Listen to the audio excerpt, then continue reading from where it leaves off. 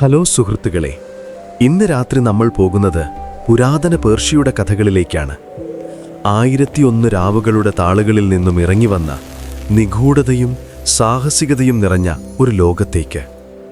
ഇന്നത്തെ ഇറാനും അതിൻ്റെ ചുറ്റുമുള്ള പ്രദേശങ്ങളും ഒരു കാലത്ത് സംസ്കാരങ്ങളുടെയും കച്ചവടത്തിൻ്റെയും ഒരു സംഗമഭൂമിയായിരുന്നു. പട്ടും സുഗന്ധദ്രവ്യങ്ങളും കുതിരകളും വിറ്റഴിച്ചിരുന്ന പുരാതന പാതകൾക്ക് സമീപമുള്ള ഒരു നഗരത്തിലാണ് നമ്മുടെ കഥ നടക്കുന്നത്.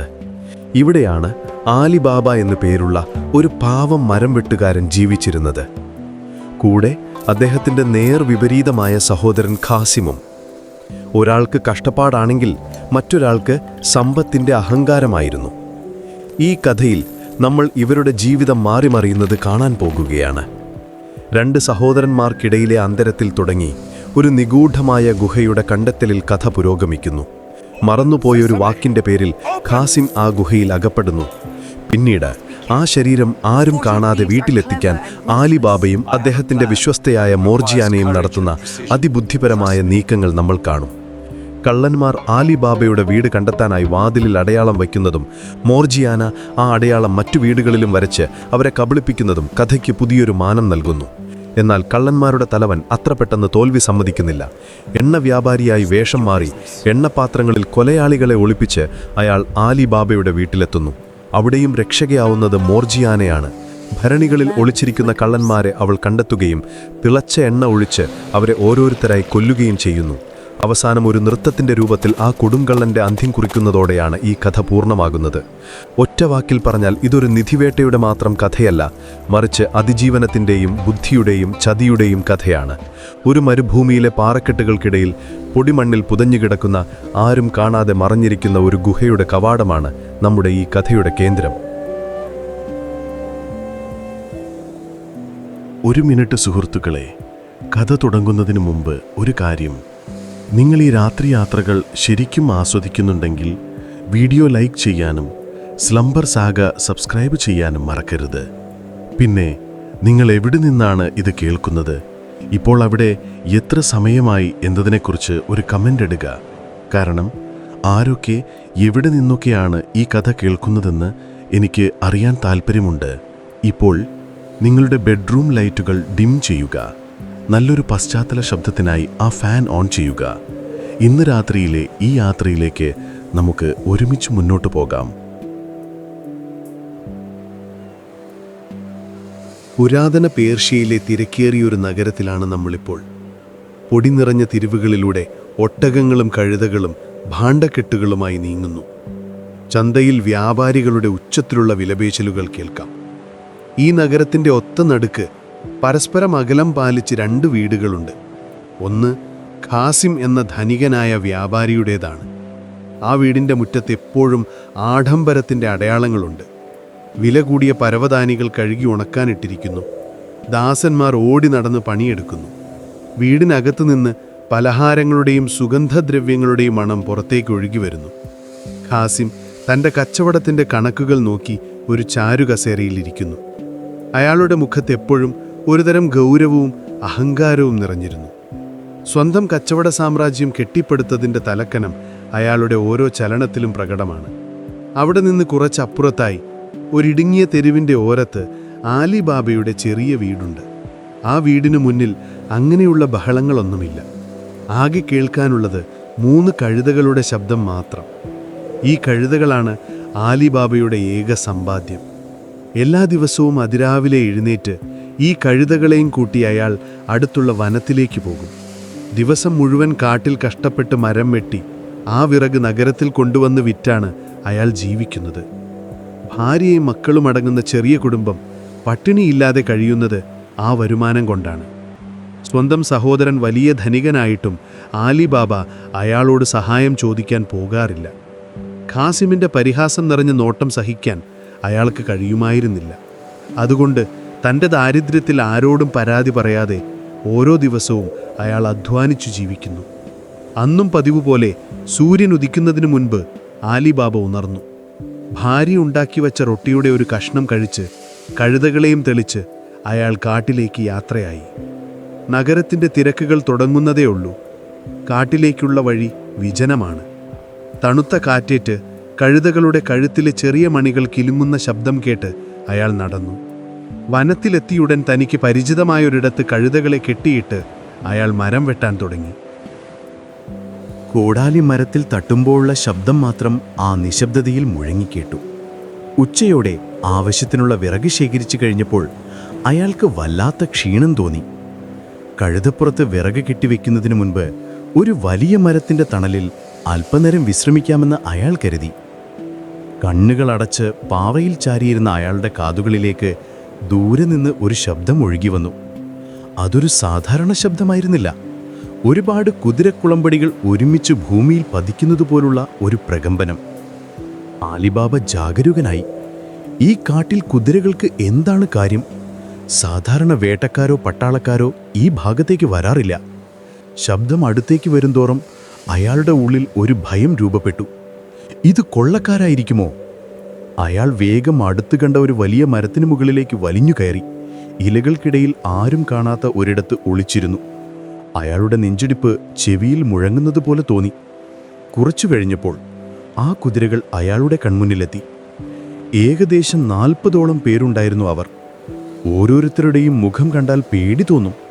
കരുത്തുറ്റ ശരീരവും അരയിൽ തിരുകിയ കൂർത്ത വാളുകളും തോളിൽ തൂകിയിട്ട വലിയ സഞ്ചികളും. അവർ സാധാരണക്കാരല്ലെന്ന് ഒറ്റ നോട്ടത്തിൽ വ്യക്തമായിരുന്നു. കുതിരപ്പുറത്ത് നിന്നിറങ്ങിയ അവർ പരസ്പരം എന്തോ സംസാരിക്കുന്നുണ്ടായിരുന്നു. അവരുടെ തലവനെന്ന് തോന്നിക്കുന്ന ഭീമാകാരനായ ഒരാൾ മുന്നോട്ട് വന്ന് നിന്നു.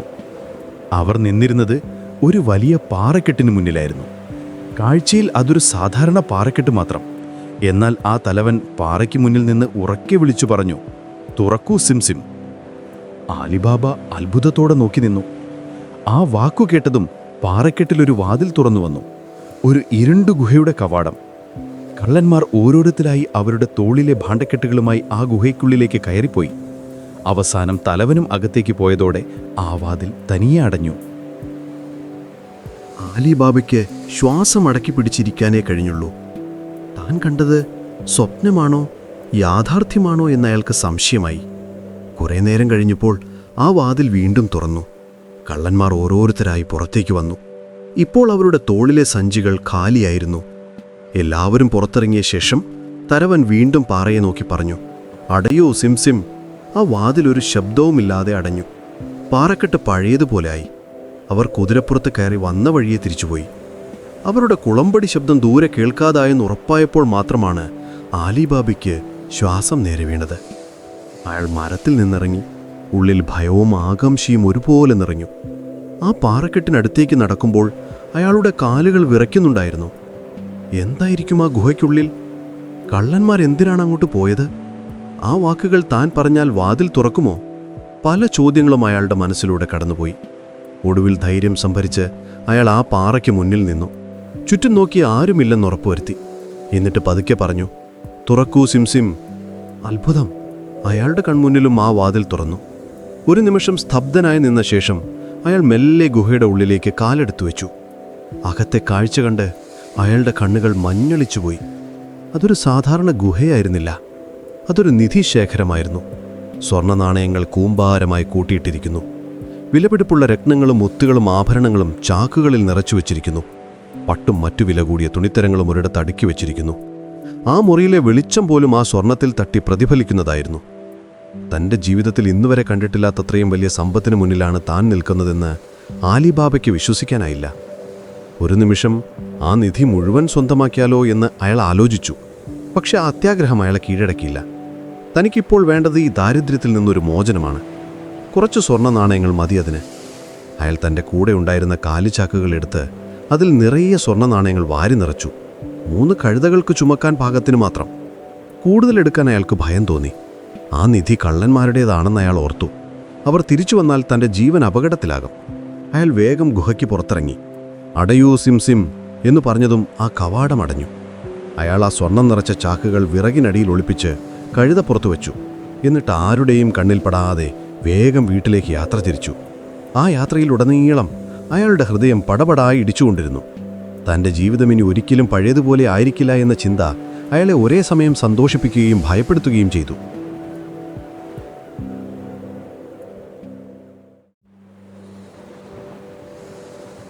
അലിബാബ വീട്ടിലെത്തുമ്പോൾ നേരം ഇരുട്ടിത്തുടങ്ങിയിരുന്നു. അയാളുടെ ഭാര്യ ഭർത്താവിനെയും കാത്ത് ഉമ്മരത്ത് തന്നെ ഇരിപ്പുണ്ടായിരുന്നു. പതിവിലും വൈകിയതുകൊണ്ട് അവരുടെ മുഖത്ത് ആധിയുണ്ടായിരുന്നു.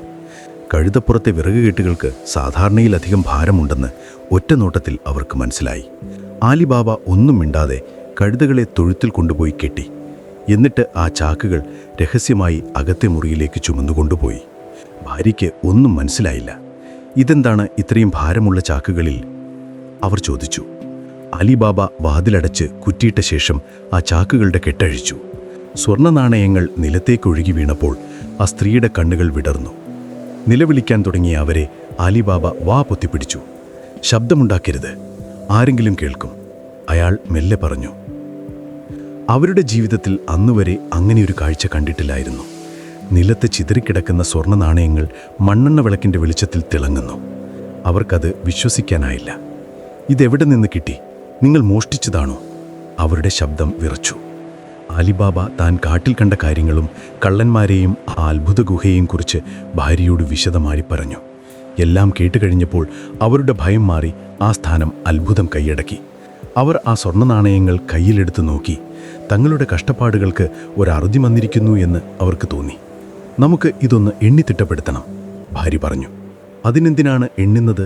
നമുക്കാവശ്യമുള്ളത് ഇതിൽ നിന്നെടുക്കാം, അലിബാബ പറഞ്ഞു. എന്നാൽ അവർക്ക് അതിൻ്റെ കൃത്യമായ കണക്കറിയണമായിരുന്നു. എണ്ണാൻ നിന്നാൽ നേരം വെളുക്കും. നമുക്കിതൊന്ന് അളന്നു നോക്കാം. ഞാൻ ഖാസിമിൻ്റെ ഭാര്യയുടെ കയ്യിൽ നിന്നും ധാന്യമളക്കുന്ന പാത്രം വാങ്ങിയിട്ട് വരാം, അവർ പറഞ്ഞു. ആലിബാബയ്ക്ക് അതിൽ താൽപ്പര്യം തോന്നിയില്ലെങ്കിലും ഭാര്യയുടെ നിർബന്ധത്തിന് അയാൾ വഴങ്ങി. ആലിബാബയുടെ ഭാര്യ നേരെ ഖാസിമിൻ്റെ വീട്ടിലേക്ക് പോയി. ഖാസിമിൻ്റെ ഭാര്യ ആഡംബര വസ്ത്രങ്ങളെല്ലാം ധരിച്ച് മുറ്റത്ത് നിൽപ്പുണ്ടായിരുന്നു. എന്താ നിനക്ക് ഈ നേരത്ത് ഇവിടെ കാര്യം?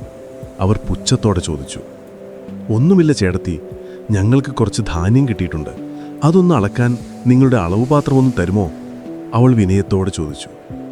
ദാരിദ്ര്യം പിടിച്ച് ഇവൾക്ക് എവിടെ നിന്നാണ് ധാന്യം കിട്ടുന്നതെന്ന ഭാവത്തിൽ ഖാസിമിൻ്റെ ഭാര്യ അവളെ നോക്കി. എങ്കിലും തൻ്റെ കയ്യിലെ പാത്രം എത്ര വലുതാണെന്ന് കാണിക്കാനുള്ള ഒരവസരമായി കരുതി അവർ അകത്തുപോയി ഒരു വലിയ അളവ് പാത്രം എടുത്തുകൊണ്ടുവന്നു. എന്നാൽ അവരുടെ ഉള്ളിലൊരു കുബുദ്ധിയുണ്ടായിരുന്നു. ഇവൾ എന്താണ് അറക്കുന്നതെന്ന് തനിക്കറിയണം. അതിനായി അവർ ആരും കാണാതെ പാത്രത്തിൻ്റെ അടിയിൽ അല്പം മെഴുക് പുരട്ടി. അളക്കുന്ന ധാന്യത്തിൻ്റെ 2-3 മണികൾ അതിൽ പറ്റിപ്പിടിക്കുമല്ലോ എന്നായിരുന്നു അവരുടെ കണക്കുകൂട്ടൽ. ഇതൊന്നും അറിയാതെ ആലിബാബയുടെ ഭാര്യ ആ പാത്രവുമായി വീട്ടിലേക്ക് മടങ്ങി. അവർ ആ പാത്രം ഉപയോഗിച്ച് സ്വർണ്ണ നാണയങ്ങൾ അളക്കാൻ തുടങ്ങി. ഓരോ തവണയും പാത്രം നിറയുമ്പോൾ അവരുടെ ഹൃദയം സന്തോഷം കൊണ്ട് നിറഞ്ഞു. അളന്നു കഴിഞ്ഞപ്പോൾ അവർക്ക് മനസ്സിലായി, തങ്ങളുടെ കയ്യിലുള്ളത് തങ്ങളുടെ 7 തലമുറയ്ക്ക് ജീവിക്കാനുള്ള സമ്പാദ്യമാണെന്ന്. അവർ ആ പാത്രം തിരികെ കൊടുക്കാനായി ഖാസിമിൻ്റെ വീട്ടിലേക്ക് പോയി. പാത്രം തിരികെ വാങ്ങിയ ഖാസിമിൻ്റെ ഭാര്യ അപ്പോൾ തന്നെ അതിൻ്റെ അടിഭാഗം പരിശോധിച്ചു. ധാന്യമണികൾക്കു പകരം മെഴുകിൽ പറ്റിപ്പിടിച്ചിരിക്കുന്ന ഒരു സ്വർണ്ണ നാണയം കണ്ട് അവർ ഞെട്ടി. അവരുടെ കണ്ണുകളിൽ അസൂയയും അത്ഭുതവും നിറഞ്ഞു. ആലിബാബയ്ക്ക് എവിടെ നിന്നാണ് ഇത്രയും സ്വർണം? അവൻ സ്വർണ്ണ നാണയങ്ങൾ അളക്കുകയായിരുന്നോ? അവർക്ക് സഹിക്കാൻ കഴിഞ്ഞില്ല. അവർ നേരെ ഭർത്താവായ ഖാസിമിൻ്റെ അടുത്തേക്ക് ഓടി. നടന്ന കാര്യങ്ങളെല്ലാം അവർ ഭർത്താവിനെ അറിയിച്ചു. നിങ്ങളുടെ സഹോദരൻ ഇപ്പോൾ വലിയ പണക്കാരനായിരിക്കുന്നു. അയാൾ സ്വർണ്ണ നാണയങ്ങൾ അളക്കുകയാണ്. നമ്മൾ എവിടെ കച്ചവടം ചെയ്ത് കഷ്ടപ്പെടുമ്പോൾ അവൻ എവിടെ നിന്നാണ് ഇത്രയും പണം? അവർ ഖാസിമിനെ പ്രകോപിപ്പിച്ചു. ഖാസിമിന് ദേഷ്യവും അസൂയയും അടക്കാനായില്ല. സ്വന്തം സഹോദരൻ, ആ ദരിദ്രവാസി, തന്നേക്കാൾ വലിയ പണക്കാരനാവുകയോ? അയാൾക്കത് ചിന്തിക്കാൻ പോലും കഴിഞ്ഞില്ല. നേരം പുലരാൻ അയാൾ കാത്തുനിന്നില്ല. അന്ന് രാത്രി തന്നെ അയാൾ ആലിബാബയുടെ വീട്ടിലേക്ക് പാഞ്ഞു. വാതിലിൽ ശക്തിയായി ഇടിക്കുന്ന ശബ്ദം കേട്ടാണ് ആലിബാബയും ഭാര്യയും പേടിച്ചെഴുന്നേറ്റത്. വാതിൽ തുറന്നപ്പോൾ മുന്നിൽ കോപം കൊണ്ട് വിറച്ചു നിൽക്കുന്ന ഖാസിമിനെയാണ് അവർ കണ്ടത്. അയാൾ നേരെ അകത്തേക്ക് കയറി വന്നു. എവിടെ നിന്നാണ് നിനക്ക് ഇത്രയധികം സ്വർണം കിട്ടിയത്? സത്യം പറഞ്ഞോ, ഇല്ലെങ്കിൽ നിന്നെ ഞാൻ നാടുവാഴിയുടെ മുന്നിൽ കൊണ്ടുപോയി നിർത്തും. അയാൾ ആലിബാബയുടെ നേരെ അലറി. ആലിബാബ ഒരു പാവം മനുഷ്യനായിരുന്നു. സഹോദരന്റെ ഭീഷണിക്ക് മുന്നിൽ അയാൾക്ക് പിടിച്ചു നിൽക്കാനായില്ല. താൻ ഇനിയും രഹസ്യം മറച്ചുവെച്ചാൽ ഖാസിം തന്നെ അപകടത്തിലാക്കുമെന്ന് അയാൾക്ക് ഉറപ്പായിരുന്നു. അതുകൊണ്ട് മനസ്സില്ലാ മനസ്സോടെ അയാൾ സംഭവിച്ചതെല്ലാം തുറന്നു പറഞ്ഞു. കള്ളന്മാരെയും പാറക്കെട്ടിനെയും ഗുഹ തുറക്കാനും അടയ്ക്കാനുമുള്ള ആ മാന്ത്രിക വാക്കുകളും തുടങ്ങി എല്ലാം പറഞ്ഞുകൊടുത്തു. എല്ലാം കേട്ടപ്പോൾ ഖാസിമിൻ്റെ കണ്ണുകളിൽ അത്യാഗ്രഹം ആളിക്കത്തി. തുറക്കൂ സിംസും അടയൂ സിംസിം. അയാൾ ആ വാക്കുകൾ മനസ്സിൽ പലതവണ ഉറപ്പിച്ചു. ആലിബാബയോട് ഒരു നന്ദിവാക്ക് പോലും പറയാതെ അയാളെ പുച്ഛത്തോടെ ഒന്ന് നോക്കിയിട്ട് ഖാസിം സ്വന്തം വീട്ടിലേക്ക് മടങ്ങി. അയാളുടെ മനസ്സ് നിറയെ ആ ഗുഹയിലെ നിധിയായിരുന്നു. ആലിബാബയെപ്പോലെ കുറച്ച് സ്വർണമല്ല, ആ ഗുഹ മുഴുവനായി കൊള്ളയടിക്കാനായിരുന്നു അയാളുടെ പദ്ധതി. പിറ്റേന്ന് അതിരാവിലെ ഖാസിം 10 കോവർ കഴുതകളെയും വലിയ ചാക്കുകളുമായി കാട്ടിലേക്ക് പുറപ്പെട്ടു. ആലിബാബ പറഞ്ഞുകൊടുത്ത അടയാളങ്ങൾ വെച്ച് അയാൾക്ക് ആ പാറക്കെട്ട് എളുപ്പത്തിൽ കണ്ടെത്താനായി. ചുറ്റും നോക്കി ആരുമില്ലെന്ന് ഉറപ്പുവരുത്തിയ ശേഷം അയാൾ പാറയുടെ മുന്നിൽ നിന്ന് ആക്രോശിച്ചു, തുറക്കൂ സിംസിം. ഗുഹയുടെ വാതിൽ തുറന്നപ്പോൾ അകത്തെ കാഴ്ച കണ്ട് അയാളുടെ ശ്വാസം നിന്നുപോയി. ആലിബാബ പറഞ്ഞതിനേക്കാൾ എത്രയോ അധികം സമ്പത്താണ് അവിടെ ഉണ്ടായിരുന്നത്. സ്വർണത്തിൻ്റെയും രത്നങ്ങളുടെയും തിളക്കം കണ്ട് അയാൾക്ക് ഭ്രാന്ത് പിടിക്കുന്നത് പോലെ തോന്നി. അയാൾ ആ നിധിശേഖരത്തിലേക്ക് ഓടിക്കയറി. സ്വർണ്ണ നാണയങ്ങൾ വാരിയെടുത്ത് മുകളിലേക്ക് എറിഞ്ഞ് ചിരിച്ചു. ഓരോ ആഭരണങ്ങളും കയ്യിലെടുത്ത് അതിൻ്റെ വില മനസ്സിൽ കണക്കുകൂട്ടി. സമയം പോകുന്നത് അയാൾ അറിഞ്ഞില്ല. തൻ്റെ കയ്യിലുണ്ടായിരുന്ന ചാക്കുകളിലെല്ലാം അയാൾ സ്വർണവും ആഭരണങ്ങളും വാരി നിറച്ചു. ഇനിയും സ്ഥലം ബാക്കിയുണ്ടല്ലോ എന്നോർത്ത് അയാൾ നിരാശനായി. അവസാനം ഇത്രയും മതിയെന്ന് സ്വയം സമാധാനിച്ച് അയാൾ ഗുഹയുടെ വാതിലിനടുത്തേക്ക് നടന്നു. പുറത്ത് കോവർ കഴുതകൾ കാത്തു നിൽക്കുന്നുണ്ട്. എന്നാൽ വാതിലിന് മുന്നിലെത്തിയപ്പോൾ അയാൾ ഒരു നിമിഷം നിശ്ചലനായി. എന്തായിരുന്നു ആ വാട്ട്? സമ്പത്തിൻ്റെ തിളക്കത്തിൽ, ആർത്തിയുടെ ലഹരിയിൽ അയാളുടെ ഓർമ്മകൾ മങ്ങിപ്പോയിരുന്നു. തുറക്കൂ, അയാൾ ഓർക്കാൻ ശ്രമിച്ചു. എന്തോ ധാന്യത്തിൻ്റെ പേരാണെന്ന് ആലിബാബ പറഞ്ഞിരുന്നു. തുറക്കൂ ഗോതമ്പേ, അയാൾ ഉറക്കെ വിളിച്ചു പറഞ്ഞു. വാതിൽ അനങ്ങിയില്ല. തുറക്കൂ ബാർലി, അയാൾ വീണ്ടും ശ്രമിച്ചു. ഫലമുണ്ടായില്ല. അയാളുടെ നെഞ്ചിൽ ഭയം നിറയാൻ തുടങ്ങി. തനിക്ക് പുറത്തു കടക്കാനുള്ള ഒരേ ഒരു വഴി അടഞ്ഞിരിക്കുന്നു. ലോകത്തിലെ ഏറ്റവും വലിയ നിധിശേഖരത്തിന് നടുവിൽ ആർത്തിയുടെ ഫലമായി താനൊരു തടവുകാരനായി മാറിയിരിക്കുന്നുവെന്ന് ഖാസിം തിരിച്ചറിഞ്ഞു. ഗുഹയുടെ പുറത്ത് ഇരുട്ടു വീണു തുടങ്ങുകയായിരുന്നു.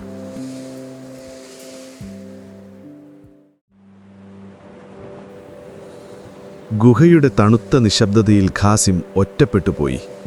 പുറത്ത് രാത്രിയുടെ ഇരുട്ട് കനത്തു. പുറത്ത് കഴുതകളുടെ ശബ്ദം പോലും കേൾക്കാതായപ്പോൾ അവ വഴിപിരിഞ്ഞു പോയിരിക്കാമെന്ന് അയാൾക്ക് തോന്നി. ഗുഹയ്ക്കുള്ളിലെ സ്വർണത്തിൻ്റെ തിളക്കത്തിന് ഇപ്പോൾ അയാളുടെ കണ്ണിൽ ഒരു വിലയുമില്ലായിരുന്നു. ജീവന്റെ വില അതിനേക്കാൾ എത്രയോ വലുതാണെന്ന് അയാൾ തിരിച്ചറിയുകയായിരുന്നു. അയാൾ പല വാക്കുകളും ഉറക്കെ വിളിച്ചു പറഞ്ഞു നോക്കി. അരി, ചോളം, പയർ. പക്ഷേ ആ കരിങ്കൽ ഭിത്തി ഒരിഞ്ചു പോലും അനങ്ങിയില്ല. നേരം വെളുക്കാറായപ്പോൾ ക്ഷീണിച്ചവശനായി അയാൾ ആ വാതിലിനടുത്ത് തന്നെ ഇരുന്നു. പുറത്ത് നേരിയ വെളിച്ചം വീണു തുടങ്ങിയപ്പോൾ ദൂരെ നിന്ന് കുതിരക്കുളമ്പടികളുടെ ശബ്ദം കേട്ടു. കള്ളന്മാർ തിരിച്ചു വരികയാണ്. ഖാസിമിൻ്റെ നെഞ്ചിൽ ഭയം ഒരു പെരുമ്പറ പോലെ കൊട്ടി. രക്ഷപ്പെടാൻ ഒരു വഴിയുമില്ല. അവർ വാതിൽ തുറക്കുമ്പോൾ പുറത്തേക്ക് ഓടി രക്ഷപ്പെടാമെന്ന് അയാൾ തീരുമാനിച്ചു. അതല്ലാതെ വേറെ വഴിയില്ലായിരുന്നു. തുറക്കൂ സിംസിം എന്ന ശബ്ദം പുറത്തു മുഴങ്ങി. വാതിൽ തുറന്നതും പുറത്തേക്കുള്ള വെളിച്ചം കണ്ടതും ഒരുമിച്ചായിരുന്നു. ആ വെളിച്ചത്തിലേക്ക് ഖാസിം സർവശക്തിയും എടുത്തോടി. എന്നാൽ കവാടത്തിൽ തന്നെ കള്ളന്മാരുടെ തലവൻ വാളുമായി നിൽപ്പുണ്ടായിരുന്നു. പുറത്തേക്ക് ചാടിയ ഖാസിമിനെ അയാൾ ഒറ്റ വെട്ടിന് നിലത്തു വീഴ്ത്തി. ഒരു നിമിഷം പോലും ചിന്തിക്കാൻ അയാൾക്ക് സമയം കിട്ടിയില്ല. തൻ്റെ നിധി കൊള്ളയടിക്കാനെത്തിയ കള്ളനെ അവർ വളഞ്ഞു. ഇനി ആരും തങ്ങളുടെ രഹസ്യ സങ്കേതത്തിൽ പ്രവേശിക്കാൻ ധൈര്യപ്പെടരുത്. ഒരു പാഠമെന്ന നിലയിൽ അവർ ഖാസിമിൻ്റെ ശരീരം 4 കഷ്ണങ്ങളാക്കി മുറിച്ച് ഗുഹയുടെ വാതിലിൻ്റെ ഇരുവശത്തുമായി തൂക്കിയിട്ടു. അകത്തേക്ക് കടക്കുന്ന ഏതൊരാൾക്കും ഇതൊരു താക്കീതായിരിക്കണം.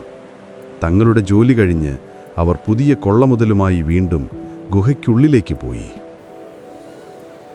ഇതേ സമയം ആലിബാബയുടെ വീട്ടിൽ ഖാസിമിൻ്റെ ഭാര്യ പരിഭ്രാന്തയായി ഓടിയെത്തി. നേരം ഉച്ചയായിട്ടും തൻ്റെ ഭർത്താവിനെ കാണാനില്ലെന്നവർ കരഞ്ഞുകൊണ്ട് പറഞ്ഞു. അയാൾ ഇന്നലെ രാത്രി തന്നെ കാട്ടിലേക്ക് പോയതാണ്. നിങ്ങളുടെ സഹോദരൻ കാരണമാണ് ഇതെല്ലാം സംഭവിച്ചത്. അവർ ആലിബാബയെ കുറ്റപ്പെടുത്തി. ആലിബാബയ്ക്ക് കാര്യം പന്തിയല്ലെന്ന് തോന്നി.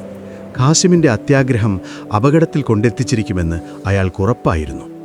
അയാൾ തൻ്റെ കഴുതകളെയും കൂട്ടി കാട്ടിലേക്ക് പുറപ്പെട്ടു. ഖാസിമിൻ്റെ ഭാര്യയെ സമാധാനിപ്പിക്കാൻ മോർഗിയാനയെ ഏൽപ്പിച്ചു. മോർഗിയാന ആലിബാബയുടെ വീട്ടിലെ പുതിയ ജോലിക്കാരിയായിരുന്നു. അയാൾക്ക് സ്വർണം കിട്ടിയതിനു ശേഷം വീട്ടുകാര്യങ്ങളിൽ ഭാര്യയെ സഹായിക്കാനായി വാങ്ങിയതായിരുന്നു അവളെ. എന്നാൽ അവളൊരു സാധാരണ ജോലിക്കാരിയായിരുന്നില്ല. അവളുടെ കണ്ണുകളിൽ അപാരമായ ബുദ്ധിശക്തിയും ധൈര്യവും തിളങ്ങിയിരുന്നു. ആലിബാബ പേടിച്ചരണ്ടാണ് ആ പാറക്കെട്ടിൻ്റെ അടുത്തേക്ക് നടന്നത്. ചുറ്റും നിശബ്ദത. അയാൾ പതിയെ ആ മാന്ത്രിക വാക്കും ഉച്ചരിച്ചു, തുറക്കൂ സിംസിം. വാതിൽ തുറന്നപ്പോൾ കണ്ട കാഴ്ച അയാളെ ഞെട്ടിച്ചു കറഞ്ഞു. ഗുഹയുടെ കവാടത്തിൽ തൂക്കിയിട്ടിരിക്കുന്ന ഖാസിമിൻ്റെ ശരീരഭാഗങ്ങൾ. ആ കാഴ്ച സഹിക്കാൻ കഴിയാതെ അയാൾ കണ്ണുകൾ ഇറുക്കി അടച്ചു. സഹോദരനോട് ദേഷ്യവും വെറുപ്പുമുണ്ടായിരുന്നെങ്കിലും ഈ അവസ്ഥയിൽ അവനെ കണ്ടപ്പോൾ ആലിബാബയുടെ നെഞ്ച് തകർന്നു. എന്തു ചെയ്യണമെന്നറിയാതെ ഒരു നിമിഷം അയാൾ തളർന്നു നിന്നു. ഈ ശരീരം ഇവിടെ ഉപേക്ഷിക്കാൻ കഴിയില്ല. മാന്യമായ ഒരു ശവസംസ്കാരം ഖാസിമിന് നൽകണം. എന്നാൽ ഈ ശരീരം ഇങ്ങനെ പുറത്തു കൊണ്ടുപോയാൽ അത് കള്ളന്മാർക്കൊരു സൂചനയാകും. താനാണ് അടുത്ത ഇരയെന്ന് അവർക്ക് മനസ്സിലാകും. അയാൾ വേഗം താൻ കൊണ്ടുവന്ന വലിയ ചാക്കുകളെടുത്ത് ആ ശരീരഭാഗങ്ങൾ അതിൽ പെറുക്കിവെച്ചു. എന്നിട്ട് അത് വിറകിനടിയിൽ ഒളിപ്പിച്ച് കഴുതപ്പുറത്ത് കയറ്റി ആരും കാണാതെ തൻ്റെ വീട്ടിലേക്ക് യാത്രയായി. വീട്ടിലെത്തിയ ആലിബാബയെ കാത്ത് ഭാര്യയും മോർജിയാനയും ഉമർത്തു തന്നെ ഉണ്ടായിരുന്നു. ആലിബാബയുടെ മുഖം കണ്ടപ്പോൾ തന്നെ എന്തോ ആപത്ത് പിണഞ്ഞിട്ടുണ്ടെന്ന് അവർക്ക് മനസ്സിലായി. അയാൾ ഒന്നും മിണ്ടാതെ ആ ഭാണ്ഡക്കെട്ട് അകത്തേക്ക് കൊണ്ടുപോയി. ഭാര്യ പിന്നാലെ ചെന്നപ്പോൾ ചാക്കിൽ നിന്ന് പുറത്തേക്ക് വന്ന ഖാസിമിൻ്റെ ശരീരഭാഗങ്ങൾ കണ്ട് അവർ ബോധം കെട്ട് വീണു. എന്നാൽ മോർജിയാന ഞെട്ടിയെങ്കിലും ആത്മനിയന്ത്രണം വിട്ടില്ല. അവൾ വേഗം യജമാനത്തിയെ താങ്ങി എഴുന്നേൽപ്പിച്ച് വെള്ളം കൊടുത്തു. എന്നിട്ട് ആലിബാബയുടെ നേരെ തിരിഞ്ഞു.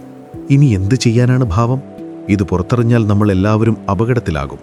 അവരുടെ ശബ്ദത്തിൽ ഭയമായിരുന്നില്ല, മറിച്ച് ഒരുതരം ഉറപ്പായിരുന്നു. ആലിബാബയ്ക്ക് വാക്കുകൾ കിട്ടുന്നുണ്ടായിരുന്നില്ല. എനിക്കറിയില്ല മോളെ, അവനൊരു അന്തികർമ്മമെങ്കിലും കൊടുക്കണം. പക്ഷെ എങ്ങനെ? അയാൾ നിസ്സഹായനായി പറഞ്ഞു. മോൾജിയാന ഒരു നിമിഷം ആലോചിച്ചു. അവളുടെ കണ്ണുകൾ തിളങ്ങി. ഖാസിം മരിച്ചത് ഒരസുഖം വന്നിട്ടാണെന്ന് എല്ലാവരെയും വിശ്വസിപ്പിക്കണം. അല്ലാതെ ഇങ്ങനെ കഷ്ണങ്ങളായിട്ടാണെന്ന് ആരും അറിയരുത്. അതിന് ഞാനൊരു വഴി കണ്ടിട്ടുണ്ട്, അവൾ പറഞ്ഞു. ആലിബാബയും ഭാര്യയും അവളെ അത്ഭുതത്തോടെ നോക്കി. ആദ്യം തന്നെ മോർജിയാന പട്ടണത്തിലെ ഏറ്റവും പ്രശസ്തനായ വൈദ്യൻ്റെ അടുത്തേക്ക് പോയി. ബാബ മുസ്തഫ എന്നായിരുന്നു അയാളുടെ പേര്. പ്രായമായ, കണ്ണുകൾക്ക് കാഴ്ച കുറഞ്ഞ ഒരു മനുഷ്യനായിരുന്നു അയാൾ. മോർജിയാന അയാളുടെ കടയിൽ ചെന്ന് തന്നെ യജമാനൻ ഖാസിമിന് പെട്ടെന്നൊരു സുഖമില്ലായ്മ വന്നുവെന്നും എത്രയും പെട്ടെന്നൊരു മരുന്ന് വേണമെന്നും പറഞ്ഞു. അവളുടെ മുഖത്തെ പരിഭ്രമം കണ്ട് അയാൾ വേഗം ഒരു ശക്തമായ മരുന്ന് കൊടുത്തു. പിറ്റേന്ന് രാവിലെ നേരം വെളുക്കുന്നതിന് മുൻപ് അവൾ വീണ്ടും ആ കടയിൽ ചെന്നു. ഇത്തവണ അവളുടെ കണ്ണുകൾ കരഞ്ഞ് കലങ്ങിയിരുന്നു. വൈദ്യരെ, ആ മരുന്ന് കൊടുത്തിട്ടും ഒരു ഫലവുമില്ല. യജമാനൻ്റെ നില വളരെ മോശമാണ്, അവൾ പറഞ്ഞു. ഖാസിമിൻ്റെ അസുഖം വളരെ ഗുരുതരമാണെന്ന് പട്ടണത്തിലൊരു സംസാരം ഉണ്ടാക്കുകയായിരുന്നു അവളുടെ ലക്ഷ്യം. അന്ന് രാത്രി മോർജിയാന വീണ്ടും ബാബ മുസ്തഫയുടെ വീട്ടിലേക്ക് പോയി. വാതിലിൽ മുട്ടിയപ്പോൾ അയാൾ ഉറക്കത്തിൽ നിന്ന് എഴുന്നേറ്റ് വന്നു. എന്താ ഈ നേരത്ത്? അയാൾ ചോദിച്ചു. മോർജിയാന അയാളുടെ കയ്യിൽ ഒരു സ്വർണ്ണ നാണയം വെച്ചുകൊടുത്തു. എൻ്റെ യജമാനൻ മരിച്ചുപോയി. അങ്ങൊന്ന് ഞങ്ങളുടെ വീട്ടിലേക്ക് വരണം. ഒരു പ്രത്യേക ജോലിയുണ്ട്, അവൾ പറഞ്ഞു. സ്വർണ്ണ നാണയം കണ്ടപ്പോൾ അയാളുടെ കണ്ണുകൾ തിളങ്ങി. എന്തു ജോലിയാണ്? അയാൾ ചോദിച്ചു.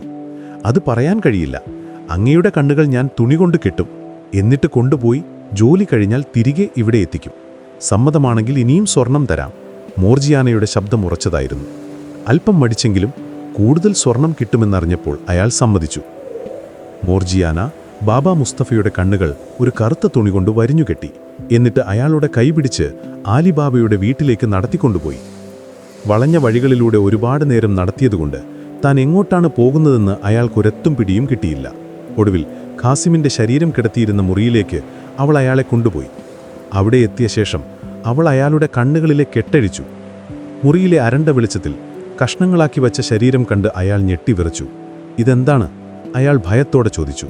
പേടിക്കണ്ട, അങ്ങൊരു തയ്യൽക്കാരൻ കൂടിയാണെന്ന് എനിക്കറിയാം. ഈ ശരീരഭാഗങ്ങൾ ഒരുമിച്ച് തുന്നിച്ചേർക്കണം. ആരും കാണാത്ത പോലെ ഇതൊരൊറ്റ ശരീരമാക്കണം, മോർജിയാന പറഞ്ഞു. തൻ്റെ ജീവൻ അപകടത്തിലാണെന്ന് അയാൾക്ക് തോന്നി. പക്ഷേ മോർജിയാനയുടെ കയ്യിലെ കഠാര കണ്ടപ്പോൾ അയാൾക്ക് എതിർക്കാൻ ധൈര്യം വന്നില്ല. അവൾ ഒരു ചാക്ക് സ്വർണ്ണ നാണയങ്ങൾ കൂടി അയാൾക്ക് നേരെ നീട്ടി. ആർത്തിയും ഭയവും കാരണം അയാൾ ആ ജോലി ചെയ്യാൻ സമ്മതിച്ചു. മണിക്കൂറുകൾ നീണ്ട പരിശ്രമത്തിനൊടുവിൽ അയാൾ ആ ശരീരഭാഗങ്ങൾ ഒരുമിച്ച് തുന്നിച്ചേർത്തു. അത് കഴിഞ്ഞയുടൻ മോർജിയാന അയാളുടെ കണ്ണുകൾ വീണ്ടും കെട്ടി വന്നതിനേക്കാൾ വളഞ്ഞ വഴിയിലൂടെ അയാളെ വീട്ടിൽ തിരികെ എത്തിച്ചു. ഖാസിമിൻ്റെ ശരീരം ഇപ്പോൾ പുറമേക്ക് ഒറ്റ നോട്ടത്തിൽ സാധാരണ മരണം പോലെ തോന്നിച്ചു. മോർജിയാനയുടെ പദ്ധതിയുടെ ആദ്യഘട്ടം വിജയകരമായി പൂർത്തിയായിരുന്നു.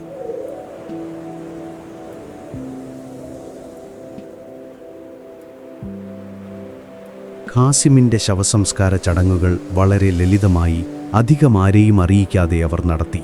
ഖാസിമിന് പെട്ടെന്നൊരു ഹൃദയാഘാതം വന്ന് മരിച്ചു എന്നായിരുന്നു പട്ടണത്തിലെ സംസാരം. മോർജിയാനയുടെ തന്ത്രം ഫലിച്ചു.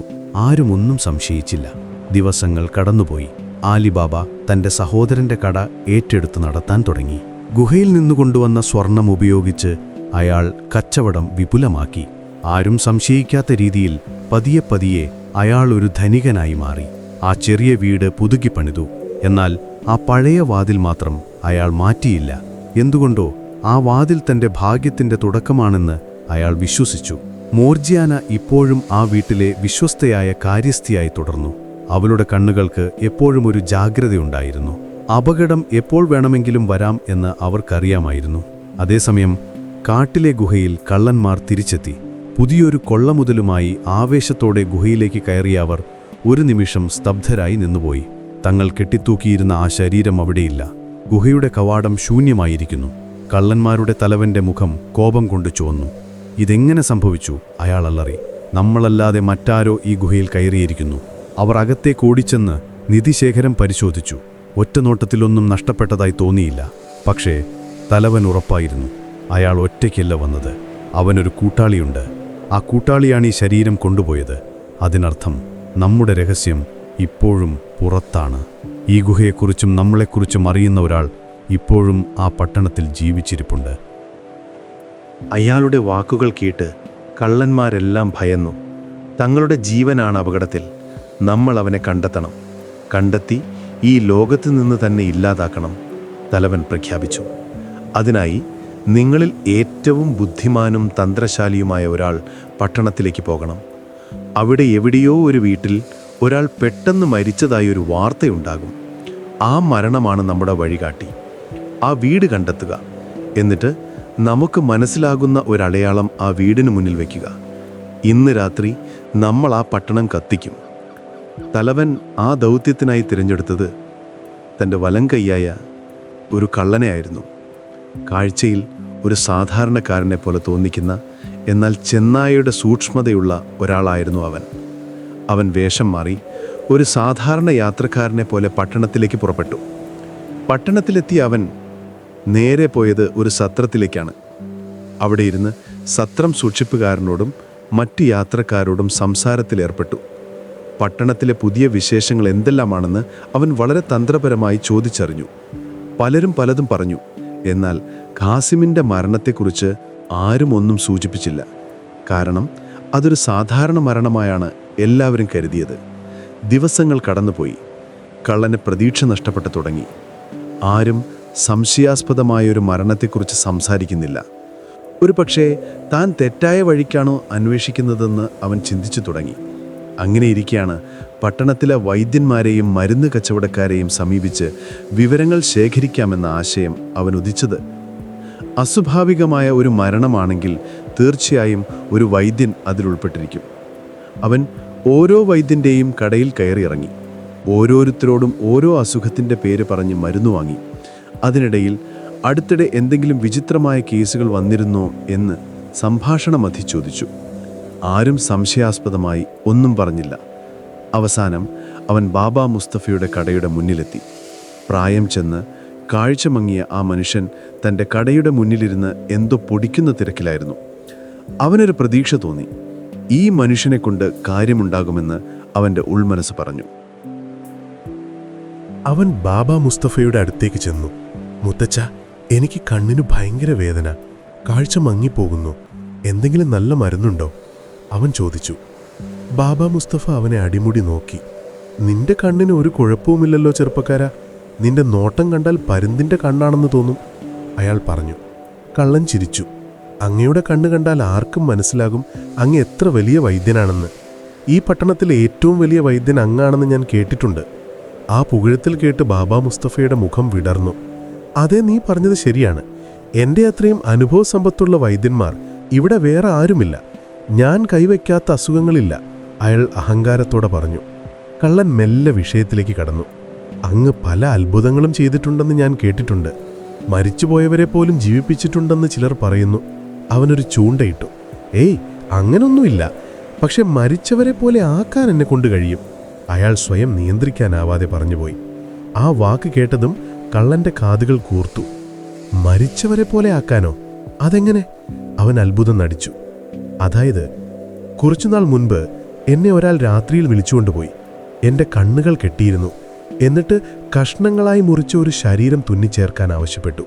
ഞാനതൊരു കലാരൂപം പോലെ ഭംഗിയായി തുന്നിക്കൊടുത്തു. ആരും പറയില്ല അത് മുറിച്ച ശരീരമാണെന്ന്. അയാൾ പറഞ്ഞു തീർന്നതും താൻ പറയാൻ പാടില്ലാത്ത രഹസ്യമാണ് പറഞ്ഞതെന്ന് അയാൾക്ക് ബോധം വന്നു. അയാൾ പെട്ടെന്ന് സംഭാഷണം നിർത്താൻ ശ്രമിച്ചു. എന്നാൽ കള്ളൻ വിടാൻ ഭാവമില്ലായിരുന്നു. അവൻ ബാബ മുസ്തഫയുടെ കയ്യിൽ 2 സ്വർണ്ണ നാണയങ്ങൾ വെച്ചുകൊടുത്തു. മുത്തച്ഛ, എനിക്കിതൊന്നും ആരോടും പറയാനല്ല. എനിക്കൊരു കൗതുകം. അങ്ങ് കണ്ണുകൾ കെട്ടിയിട്ടാണ് പോയതെങ്കിൽ ആ വീടിപ്പോൾ കണ്ടെത്താൻ അങ്ങയ്ക്ക് കഴിയുമോ? അയാൾ ചോദിച്ചു. സ്വർണം കണ്ടപ്പോൾ ബാബ മുസ്തഫയുടെ മനസ്സുമാറി. അതെനിക്ക് നിസ്സാരമായി കഴിയും. ഞാൻ പോയ വഴികളെല്ലാം എൻ്റെ കാലുകൾ ഓർക്കുന്നുണ്ട്. നീ എൻ്റെ കണ്ണുകൾ ഒന്നുകൂടി കെട്ടിയാൽ ഞാൻ നിന്നെ അതേ വീട്ടുമുറ്റത്ത് കൊണ്ടുപോയി നിർത്താം. അയാൾ ആത്മവിശ്വാസത്തോടെ പറഞ്ഞു. കള്ളന് സന്തോഷമായി. അവൻ ഒരു തുണിയെടുത്ത് ബാബ മുസ്തഫയുടെ കണ്ണുകൾ കെട്ടി. എന്നിട്ട് അയാളുടെ നിർദ്ദേശപ്രകാരം അവർ നടന്നു തുടങ്ങി. ബാബ മുസ്തഫ ഓരോ വളവും തിരിവും കൃത്യമായി ഓർത്തെടുത്തു. ഇവിടെ വെച്ച് ഞാൻ വലത്തോട്ട് തിരിഞ്ഞു, പിന്നെ ഇടത്തോട്ട്. എൻ്റെ കാലിലൊരു കല്ല് തട്ടി. അയാൾ ഓരോന്നും വിശദീകരിക്കുന്നുണ്ടായിരുന്നു. ഒടുവിൽ ഒരു വീടിൻ്റെ മുന്നിലെത്തിയപ്പോൾ അയാൾ നിന്നു. ഇതാണ് ആ വീട്, സംശയമില്ല, അയാൾ പറഞ്ഞു. കള്ളൻ അയാളുടെ കണ്ണുകളിലെ കെട്ടഴിച്ചു. അത് ആലിബാബ പുതുക്കി പണിത വീടായിരുന്നു. ആ വീടിൻ്റെ വാതിലാണ് അയാളുടെ ശ്രദ്ധയിൽപ്പെട്ടത്. പട്ടണത്തിലെ മറ്റു വീടുകളുടെ വാതിലുകളിൽ നിന്നും വ്യത്യസ്തമായി അതിനൊരു പുതുമയുണ്ടായിരുന്നു. പക്ഷെ പഴമയുടെ ഒരു ഭാഗം അതിൽ ബാക്കി വച്ചിരുന്നു. തൻ്റെ ലക്ഷ്യം കണ്ടെത്തിയ സന്തോഷത്തിൽ കള്ളൻ ബാബ മുസ്തഫയ്ക്ക് വീണ്ടും സ്വർണം നൽകി അയാളെ തിരിച്ചയച്ചു. ഇനി വേണ്ടത് ഒരടയാളമാണ്. തൻ്റെ കയ്യിലുണ്ടായിരുന്ന ഒരു വെളുത്ത ചോക്ക് കഷ്ണമെടുത്ത് ആരും കാണാതെ അവൻ ആ വാതിലിൽ ഒരു വലിയ എക്സ് അടയാളം വരച്ചുവെച്ചു. ഇന്ന് രാത്രി തൻ്റെ സഹോദരങ്ങൾ ഈ അടയാളം കണ്ട് ഈ വീട്ടിലെത്തും. എന്നിട്ട് ഈ വീട്ടിലുള്ള എല്ലാവരെയും ഇല്ലാതാക്കും. തൻ്റെ ദൗത്യം പൂർത്തിയാക്കിയ സന്തോഷത്തിൽ അവൻ കാട്ടിലേക്ക് മടങ്ങി. തൻ്റെ തലവനെ വിവരമറിയിക്കാനായി. അവൻ പോകുന്നതും ആ വാതിലിലെ അടയാളവും ദൂരെ നിന്നൊരാൾ ശ്രദ്ധിച്ചുകൊണ്ടിരുന്നു. മോർജിയാന. അവൾ ചന്തയിൽ നിന്ന് സാധനങ്ങൾ വാങ്ങി തിരികെ വരികയായിരുന്നു. ആ അപരിചിതനും വാതിലിലെ അടയാളവും അവളുടെ മനസ്സിലൊരു അപായ സൂചന നൽകി.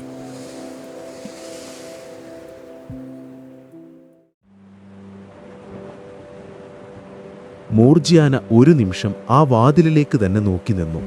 വെളുത്ത ചോക്കുകൊണ്ട് വരച്ച ആ എക്സ് അടയാളം ഇരുണ്ട തടിയിൽ ഒരു മുറിപ്പാട് പോലെ വ്യക്തമായി കാണാമായിരുന്നു. പട്ടണത്തിലെ മറ്റൊരാളും അങ്ങനെയൊരു അടയാളം വാതിലിൽ വരച്ചിടുന്നത് അവൾ കണ്ടിട്ടില്ല. കുറച്ചു മുമ്പ് ആ വഴിക്ക് പോയ അപരിചിതന്റെ രൂപം അവളുടെ മനസ്സിൽ തെളിഞ്ഞു വന്നു. അയാൾ ചുറ്റും നോക്കി എന്തോ തിരയുന്നത് പോലെ തോന്നിയിരുന്നു. ഇപ്പോൾ ഈ അടയാളവും. ഇത് യാദൃച്ഛികമല്ല. അവരുടെ ഉള്ളിൽ ഒരു അപായമണി മുഴങ്ങി. കാസിമിന്റെ മരണം സ്വാഭാവികമായിരുന്നില്ലെന്നും അതിൻ്റെ പിന്നിൽ അപകടകാരികളായ ചിലരുണ്ടെന്നും അവൾക്ക് നേരത്തെ തന്നെ അറിയാമായിരുന്നു. ആ അപകടം ഇപ്പോൾ ഈ വീടിൻ്റെ വാതിൽക്കൽ വന്ന് മുട്ടി വിളിക്കുകയാണ്. ഈ അടയാളം ഒരു കൊലയാളിക്കുള്ള വഴികാട്ടിയാണ്. അവൾ പരിഭ്രാന്തിയായി ആലിബാബയുടെ അടുത്തേക്ക് ഓടിച്ചെന്നില്ല. യജമാനൻ ഇപ്പോൾ സന്തോഷവാനാണ്, കച്ചവടത്തിൻ്റെ തിരക്കുകളിലാണ്. ഈ വിവരമറിഞ്ഞാൽ അയാൾ പേടിച്ചു പോവുകയുള്ളൂ. അതുകൊണ്ട് ഒരുപക്ഷെ ശരിയായ ഒരു തീരുമാനമെടുക്കാൻ അയാൾക്ക് കഴിഞ്ഞെന്നും വരില്ല. ഈ പ്രശ്നം താൻ തന്നെ പരിഹരിക്കണം, അതും ആരും അറിയാതെ. അവൾ തിരികെ വീട്ടിലേക്ക് നടന്നു. കയ്യിലിരുന്ന സാധനങ്ങളെല്ലാം അടുക്കളയിൽ വെച്ച ശേഷം അവൾ വീണ്ടും ആ വാതിലിനടുത്തേക്ക് വന്നു. അടയാളം അവിടെ തന്നെ ഉണ്ട്. ആരാണിത് വരച്ചത്, എന്തിനാണ് വരച്ചത് എന്നതിനെക്കുറിച്ച് അവൾ ആലോചിച്ചു. ഇതൊരടയാളമാണെങ്കിൽ ഈ അടയാളം നോക്കി രാത്രിയിൽ ആരെങ്കിലും വരും. ഈ ഒരു വീട് മാത്രം തിരഞ്ഞെടുത്ത് ആക്രമിക്കാം. എങ്ങനെ ആ പദ്ധതി പൊളിക്കാം? അവളുടെ ചിന്തകൾ കാട് കയറിയില്ല. വളരെ ലളിതവുമെന്നാൽ അതീവ ഫലപ്രദവുമായ ഒരു ആശയം അവളുടെ മനസ്സിൽ ഉദിച്ചു വന്നു. ഒരേപോലെയുള്ള ഒരുപാട് അടയാളങ്ങളുണ്ടെങ്കിൽ യഥാർത്ഥ അടയാളത്തിന് എന്തു വിലയാണുള്ളത്? കള്ളന്മാർക്ക് വഴിതെറ്റും. അവർ ആശയക്കുഴപ്പത്തിലാവും. ഈ ഒരു വഴി മാത്രമേ ഇപ്പോഴുള്ളൂ. അവൾക്ക് വേണ്ടത് ഒരു കഷ്ണം വെളുത്ത ചോക്കാണ്. അവൾ അടുക്കളയിലേക്ക് തിരികെ പോയി അവിടെ തറയിൽ വരയ്ക്കാനായി വെച്ചിരുന്ന ഒരു ചെറിയ ചോക്ക് കഷ്ണം കണ്ടെടുത്തു. അതിൻ്റെ നിറവും വാതിലിൽ വരച്ച ചോക്കിൻ്റെ നിറവും ഒന്നു തന്നെയാണെന്ന് അവൾ ഉറപ്പുവരുത്തി. ഇനി വേണ്ടത് ക്ഷമയും ധൈര്യവുമാണ്. സന്ധ്യ മയങ്ങി. തെരുവുകളിൽ വിളക്കുകൾ തെളിഞ്ഞു തുടങ്ങി. ആളുകൾ തങ്ങളുടെ വീടുകളിലേക്ക് ഒതുങ്ങിക്കൂടി. തെരുവ് വിജനമാകാൻ അവൾ കാത്തുനിന്നു. രാത്രിയുടെ നിശബ്ദത കനത്തപ്പോൾ ആരും കാണുന്നില്ലെന്ന് ഉറപ്പുവരുത്തി അവൾ പുറത്തേക്കിറങ്ങി. തണുത്ത കാറ്റ് അവളുടെ മുഖത്ത് തട്ടി. ദൂരെ എവിടെയോ ഒരു നായ ഊരിയിടുന്ന ശബ്ദം കേൾക്കാം. അവളുടെ കയ്യിൽ ആ ചെറിയ ചോക്ക് കഷ്ണം മുറുകെ പിടിച്ചിരുന്നു. ആദ്യം അവൾ തങ്ങളുടെ വീടിൻ്റെ തൊട്ടടുത്തുള്ള വീട്ടിലേക്ക് പോയി. ആ വാതിലിൽ, ആലിബാബയുടെ വാതിലിലുള്ള അതേ വലുപ്പത്തിൽ, അതേ രീതിയിൽ അവൾ ഒരു എക്സ് അടയാളം വരച്ചു. അവളുടെ കൈകൾ വിറച്ചില്ല. അവളുടെ പ്രവൃത്തിയിൽ ഒരു പതർച്ചയും ഉണ്ടായിരുന്നില്ല. പിന്നീട് അടുത്ത വീട്ടിലേക്ക്, പിന്നെ അടുത്ത വീട്ടിലേക്ക്. ആ തെരുവിലെ ഓരോ വീടിൻ്റെ വാതിലിലും അവൾ ആ വെളുത്ത അടയാളം പകർത്തി. ചില വാതിലുകൾ പുതിയതായിരുന്നു, ചിലത് പഴകിപ്പൊളിഞ്ഞതും. പക്ഷെ എല്ലാ വാതിലിലും ആ എക്സ് അടയാളം ഒരേപോലെ കാണപ്പെട്ടു. അവളൊരു നിഴലുപോലെയാണ് നീങ്ങിയത്. ആരും അവളെ കണ്ടില്ല, ആരും ഒന്നും അറിഞ്ഞില്ല. ആ തെരുവ് മുഴുവൻ ഇപ്പോൾ ഒരേ അടയാളത്താൽ മുദ്രകുത്തപ്പെട്ടിരിക്കുന്നു.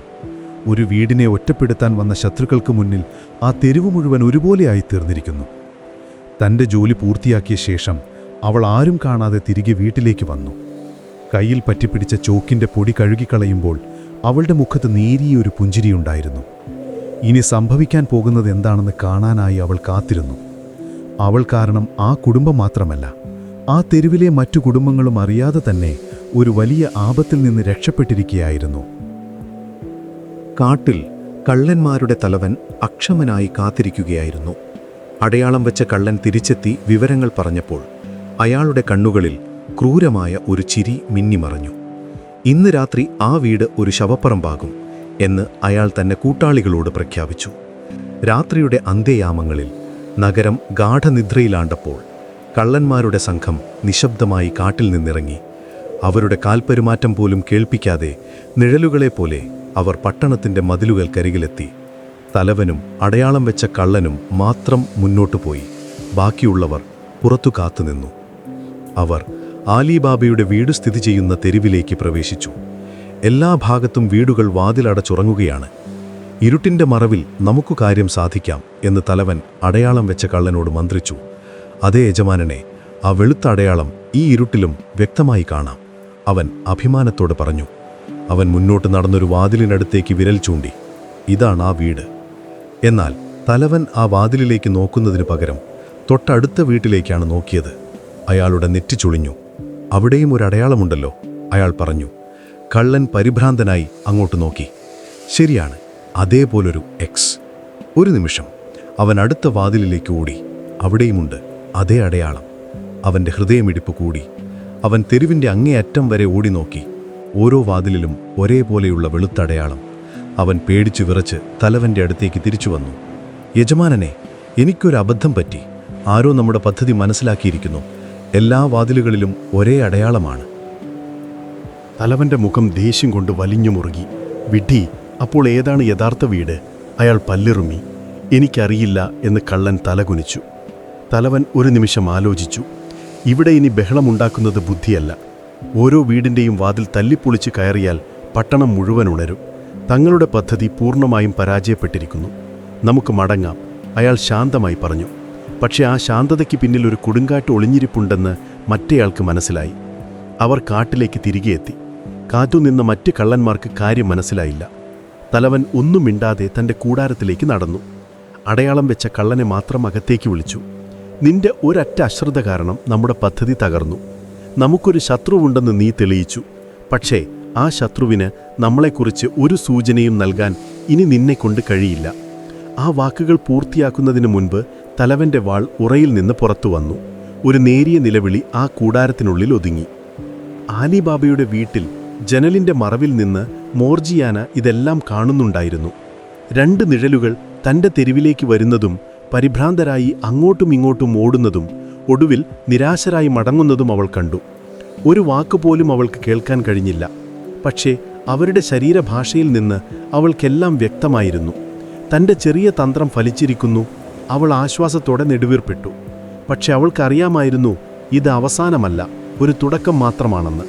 ആ കള്ളന്മാർ ഇനിയും വരും, കൂടുതൽ അപകടകരമായ വഴികളുമായി.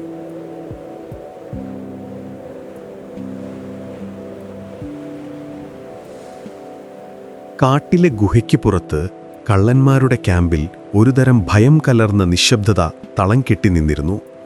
കഴിഞ്ഞ രാത്രിയിലെ പരാജയവും അതിനെ തുടർന്ന് തങ്ങളുടെ ഒരു സഹപ്രവർത്തകൻ തലവന്റെ വാളിനിരയായതും അവരെ വല്ലാതെ ഭയപ്പെടുത്തിയിരുന്നു. തലവൻ തൻ്റെ കൂടാരത്തിൽ ഒറ്റയ്ക്കിരുന്ന് അടുത്ത പദ്ധതിയെക്കുറിച്ച് ആലോചിക്കുകയായിരുന്നു. അയാളുടെ മുഖത്ത് ദേഷ്യത്തെക്കാളുപരി ഒരുതരം വാശിയായിരുന്നു നിറഞ്ഞു നിന്നത്. തന്നെ ആരോ കബളിപ്പിച്ചിരിക്കുന്നു, അതും അതിവിദഗ്ധമായി. ആ ആൾ ആരാണെന്ന് കണ്ടെത്തണം. പക്ഷേ അതിനു മുൻപ് ആ വീടേതാണെന്ന് കൃത്യമായി തിരിച്ചറിയണം. വെളുത്ത ചോക്കുകൊണ്ടുള്ള അടയാളം ഒരു മണ്ടത്തരമായി പോയി എന്ന് അയാൾക്ക് മനസ്സിലായി. അത് ആർക്കും കാണാനും അതുപോലെ അനുകരിക്കാനും എളുപ്പമായിരുന്നു. ഇനി വേണ്ടത് അങ്ങനെയൊരു അടയാളമല്ല, ആ വീട്ടിലുള്ളവർക്ക് പോലും സംശയം തോന്നാത്ത, എന്നാൽ തനിക്ക് മാത്രം തിരിച്ചറിയാൻ കഴിയുന്ന ഒന്ന്. അയാൾ തൻ്റെ കൂടാരത്തിൽ നിന്ന് പുറത്തേക്ക് വന്നു. കള്ളന്മാർ ഓരോരുത്തരായി അയാളുടെ മുന്നിൽ തലകുനിച്ചു നിന്നു. നമ്മുടെ പദ്ധതി പരാജയപ്പെട്ടു, അയാൾ ശാന്തമായി പറഞ്ഞു തുടങ്ങി. പക്ഷെ നമ്മൾ തോറ്റിട്ടില്ല. ആ വീട്ടിലുള്ളവർ നമ്മളെക്കാൾ ബുദ്ധിയുള്ളവരാണെന്ന് ഒരു നിമിഷം ഞാൻ കരുതി. പക്ഷെ അല്ല, അവർക്ക് ഭാഗ്യം തുണച്ചു, അത്രമാത്രം. അടുത്ത തവണ ആ ഭാഗ്യം അവർക്കുണ്ടാകില്ല. അയാളുടെ വാക്കുകളിൽ ഒരുതരം ഉറപ്പുണ്ടായിരുന്നു. ഇത്തവണ ഞാൻ തന്നെ പോകും, ആ വീട് ഞാൻ തന്നെ അടയാളപ്പെടുത്തും. അയാളുടെ വാക്കുകൾ കേട്ട് ഒരു കള്ളൻ മുന്നോട്ട് വന്നു. യജമാനനെ, അങ്ങ് പോകുന്നത് അപകടമാണ്. ആരെങ്കിലും തിരിച്ചറിഞ്ഞാൽ... അവൻ പറഞ്ഞു തീർന്നില്ല. തലവന്റെ കണ്ണുകൾ അവന് നേരെ തിരിഞ്ഞു. ആ നോട്ടത്തിൽ ഒരുതരം തീക്ഷ്ണതയുണ്ടായിരുന്നു. എന്റെ കഴിവിൽ നിനക്ക് സംശയമുണ്ടോ? അയാൾ ചോദിച്ചു. ഇല്ല യജമാനനെ, പക്ഷേ... അവൻ എന്തോ പറയാൻ ശ്രമിച്ചു. ഇനിയൊരു പക്ഷേയില്ല, തലവൻ പറഞ്ഞു. ഈ ദൗത്യം ഞാൻ തന്നെ ചെയ്യും. ഇനി ആരെങ്കിലും എൻ്റെ തീരുമാനത്തെ ചോദ്യം ചെയ്താൽ ഇതായിരിക്കും ഫലം. അയാൾ തൻ്റെ അരയിൽ നിന്ന് ഒരു ചെറിയ കഠാര എടുത്ത് ആരും പ്രതീക്ഷിക്കാത്തൊരു നിമിഷത്തിൽ ആ കള്ളൻ്റെ കഴുത്തിലേക്ക് എറിഞ്ഞു. ഒരു നേർത്ത ഞരക്കം മാത്രം പുറത്തു വന്നു. അവൻ നിലത്തേക്ക് വീണു. ബാക്കിയുള്ള കള്ളന്മാർ ഭയം കൊണ്ട് വിറച്ചുപോയി. ഇനി ആരും തലവനെ ചോദ്യം ചെയ്യാനോ ഉപദേശിക്കാനോ ധൈര്യപ്പെടില്ല. പിറ്റേന്ന് രാവിലെ സൂര്യൻ ഉദിക്കുന്നതിന് മുൻപ് തലവൻ യാത്രയ്ക്ക് തയ്യാറായി. ഇത്തവണ ഒരു സാധാരണ യാത്രക്കാരൻ്റെ വേഷമായിരുന്നില്ല അയാൾ തിരഞ്ഞെടുത്തത്. പട്ടണത്തിലധികം ശ്രദ്ധിക്കാത്ത, എന്നാൽ എവിടെയും കയറി ചെല്ലാൻ കഴിയുന്ന ഒരു വൈദ്യൻ്റെ സഹായിയുടെ വേഷം. കയ്യിലൊരു മരുന്നരയ്ക്കുന്ന കല്ലും തോളിലൊരു ഔഷധ സഞ്ചിയുമായി അയാൾ പട്ടണത്തിലേക്ക് നടന്നു. അയാളുടെ നടത്തത്തിലോ ഭാവത്തിലോ ഒരു പന്തികേടും തോന്നിയില്ല. പട്ടണത്തിലെത്തിയ അയാൾ നേരെ ആലിബാബയുടെ വീടുള്ള തെരുവിലേക്കല്ല പോയത്. മറിച്ച് പട്ടണത്തിൻ്റെ മറ്റേ അറ്റത്തുള്ള ഒരു വൈദ്യൻ്റെ അടുത്ത് ചെന്ന് താനൊരു സഞ്ചരിക്കുന്ന വൈദ്യനാണെന്നും ഇവിടെ കുറച്ചുനാൾ താമസിച്ച് ചികിത്സിക്കാൻ ആഗ്രഹിക്കുന്നുണ്ടെന്നും പറഞ്ഞു. ആ വൈദ്യന് ഇതൊരു സഹായമായി തോന്നി. അയാൾ തലവന് തൻ്റെ കടയുടെ ഒരു ഭാഗത്തിരിക്കാൻ അനുവാദം കൊടുത്തു. ഇതിലൂടെ പട്ടണത്തിലെ ആളുകളുടെ സംസാരം ശ്രദ്ധിക്കാനും ആ തെരുവിലേക്ക് സ്വാഭാവികമായി പോകാനുള്ള ഒരു കാരണം കണ്ടെത്താനുമായിരുന്നു തലവൻ്റെ പദ്ധതി. ദിവസങ്ങളോളം അയാൾ ആ വൈദ്യൻ്റെ കൂടെ നിന്നു. വരുന്ന രോഗികളോടും അവരുടെ കൂടെ വരുന്നവരോടും സംസാരിച്ച് അയാൾ വിവരങ്ങൾ ശേഖരിച്ചു. ഖാസിമിൻ്റെ മരണത്തെക്കുറിച്ചും അതിനുശേഷം ആലിബാബ ധനികനായതിനെക്കുറിച്ചും ആളുകൾ സംസാരിക്കുന്നത് അയാൾ ശ്രദ്ധിച്ചു. പക്ഷേ ആരും ആ മരണത്തിൽ ഒരു സംശയവും പ്രകടിപ്പിച്ചില്ല. അതയാളെ കൂടുതൽ ചിന്തിപ്പിച്ചു. ഈ വീട്ടിൽ ആരോ ഉണ്ട്, അയാൾ അതിബുദ്ധിമാനാണ്. അതുകൊണ്ട് തൻ്റെ നീക്കം വളരെ സൂക്ഷ്മമായിരിക്കണം. ഒരു ദിവസം ഉച്ചയ്ക്ക് തെരുവുകളിലെല്ലാം നല്ല തിരക്കുള്ള സമയത്ത് അയാൾ തൻ്റെ സഞ്ചിയിൽ നിന്ന് ഒരു ചെറിയ കല്ലെടുത്തു. കൂർത്ത അറ്റമുള്ള ഒരു കരിങ്കല്ല്. എന്നിട്ട് ആലിബാബയുടെ തെരുവിലേക്ക് നടന്നു. ആ തെരുവിലെത്തിയപ്പോൾ അയാൾ ഓരോ വീടും ശ്രദ്ധാപൂർവം നിരീക്ഷിച്ചു. ജനലുകൾ, വാതിലുകൾ, ചുമരുകൾ. ഒടുവിൽ ആ പഴയതും പുതിയതും ചേർന്ന വാതിലുള്ള വീടിൻ്റെ മുന്നിലെത്തിയപ്പോൾ അയാൾ ഉറപ്പിച്ചു, ഇത് തന്നെയാണ് ആ വീട്. ഉച്ചവെയിലിൻ്റെ കാഠിന്യം വകവയ്ക്കാതെ ആളുകൾ തെരുവിലൂടെ അങ്ങോട്ടും ഇങ്ങോട്ടും പോകുന്നുണ്ടായിരുന്നു. തലവൻ ആ തിരക്കിനിടയിലൂടെ ആലിബാബയുടെ വീടിൻ്റെ മുന്നിലെത്തി. ആരും തന്നെ ശ്രദ്ധിക്കുന്നില്ലെന്ന് ഉറപ്പായപ്പോൾ അയാൾ പെട്ടെന്ന് കാലിടറിയതുപോലെ അഭിനയിച്ചു. കയ്യിലിരുന്ന ഔഷധസഞ്ചി നിലത്തേക്ക് വീണു. അത് കുനിഞ്ഞെടുക്കുന്ന വ്യാജേന അയാൾ ആ വീടിൻ്റെ പടിയിലിരുന്നു. എന്നിട്ട് കയ്യിലിരുന്ന കൂർത്ത കല്ലുകൊണ്ട് ആരും കാണാതെ വാതിൽപ്പടിയുടെ മൂലയിൽ ഒരു ചെറിയ അടയാളം കോറിയിട്ടു.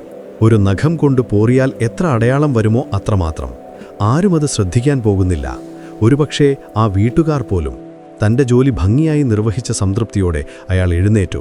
നിലത്തു വീണ പൊടിയെല്ലാം തട്ടിക്കളഞ്ഞ് ഒന്നും സംഭവിക്കാത്ത മട്ടിൽ ആൾക്കൂട്ടത്തിൽ ഒരുവനായി അയാൾ അലിഞ്ഞു ചേർന്നു. അന്ന് വൈകുന്നേരം പതിവ് പോലെ വീടിൻ്റെ മുൻവശം വൃത്തിയാക്കുകയായിരുന്നു മോർജിയാന. അവൾ ആ വാതിൽപ്പടി തൂത്തുവാരുമ്പോഴാണ് അതിൻ്റെ മൂലയിലെന്തോ ഒരു പുതിയ തിളക്കം അവളുടെ ശ്രദ്ധയിൽപ്പെട്ടത്. അവൾ കുനിഞ്ഞു നോക്കി. കല്ലിൽ പുതിയതായി ഒരു കോറൽ വീണ്ടിരിക്കുന്നു. വളരെ ചെറുത്, കാക്കയുടെ നഖം കൊണ്ടതുപോലെ. ഒറ്റ നോട്ടത്തിൽ ആരും അത് കാര്യമാക്കില്ല. പക്ഷേ മോർജിയാനയുടെ മനസ്സ് ഒരു നിമിഷം നിശ്ചലമായി. ഈ അടയാളം ഇവിടെ എങ്ങനെ വന്നു? ഇന്നലെ വരെ ഇതിവിടെ ഉണ്ടായിരുന്നില്ല. അവളുടെ മനസ്സിലേക്ക് വീണ്ടും ആ പഴയ സംശയങ്ങൾ കടന്നു വന്നു. കഴിഞ്ഞ തവണത്തെ എക്സ് അടയാളം, അതും ഒരു അപരിചിതൻ വന്നതിന് ശേഷമായിരുന്നു. ഇതും യാദർശികമാകാൻ വഴിയില്ല. അവൾ ആ അടയാളത്തിൽ വിരലോടിച്ചു നോക്കി. അത് പുതിയതാണ്. ഇന്ന് സംഭവിച്ചത്, ശത്രുക്കൾ വീണ്ടും വന്നിരിക്കുന്നു. ഇത്തവണ അവർ കൂടുതൽ സൂക്ഷ്മതയോടെയാണ് നീങ്ങിയിരിക്കുന്നത്. കഴിഞ്ഞ തവണത്തെ പോലെ എല്ലാ വീടുകളിലും ഇങ്ങനെ ഒരു അടയാളം ഉണ്ടാക്കാൻ കഴിയില്ല. അത് സംശയം ജനിപ്പിക്കും. അവൾ ആഴത്തിൽ ചിന്തിച്ചു. ശത്രുവിൻ്റെ ലക്ഷ്യം ആശയക്കുഴപ്പമുണ്ടാക്കുക എന്നതാണെങ്കിൽ താനും അതുതന്നെ ചെയ്യണം, പക്ഷേ വ്യത്യസ്തമായ രീതിയിൽ. അവൾ അകത്തുപോയി നിലത്തുരയ്ക്കാൻ ഉപയോഗിക്കുന്ന ഒരു ചെറിയ കല്ലെടുത്ത് പുറത്തു വന്നു. അന്നും വൈകുന്നേരമാകാൻ അവൾ കാത്തുനിന്നു. തെരുവ് വിജനമായപ്പോൾ അവൾ വീണ്ടും ആ നിഴൽ രൂപമായി മാറി. അവൾ ആദ്യം അയൽ വീടിൻ്റെ വാതിൽപ്പടിക്കരികിലേക്ക് പോയി. എന്നിട്ട് തൻ്റെ കയ്യിലുള്ള കല്ലുകൊണ്ട് അതേപോലൊരു ചെറിയ അടയാളം അവിടെയും കോറിയിട്ടു. പിന്നീട് അടുത്ത വീട്ടിലും. ആ തെരുവിലെ മിക്ക വീടുകളുടെയും വാതിൽപ്പടികളിൽ വ്യത്യസ്തമായ സ്ഥലങ്ങളിലായി അവൾ അത്തരം ചെറിയ അടയാളങ്ങളുണ്ടാക്കി. ചിലത് വലതുവശത്ത്, ചിലത് ഇടതുവശത്ത്, ചിലത് നടുക്ക്. ഇപ്പോൾ ആ തെരുവിലെ പല വീടുകളിലും അത്തരം അടയാളങ്ങളുണ്ട്. യഥാർത്ഥ അടയാളം ഏതാണെന്ന് കണ്ടെത്തുക ഇനി അസാധ്യമാണ്. തൻ്റെ പ്രവൃത്തിയിൽ സംതൃപ്തിയായി അവൾ തിരികെ വീട്ടിലേക്ക് കയറി. പക്ഷേ അവളുടെ ഉള്ളിലൊരു ഭയം വളരുകയായിരുന്നു. ഈ ശത്രു അത്ര നിസ്സാരക്കാരനല്ല. തോൽക്കാൻ അയാൾക്ക് ഭാവമില്ല. ഈ കളിയിലെ അടുത്ത നീക്കം എന്തായിരിക്കുമെന്ന് അവൾക്കൊരു രൂപവുമില്ലായിരുന്നു.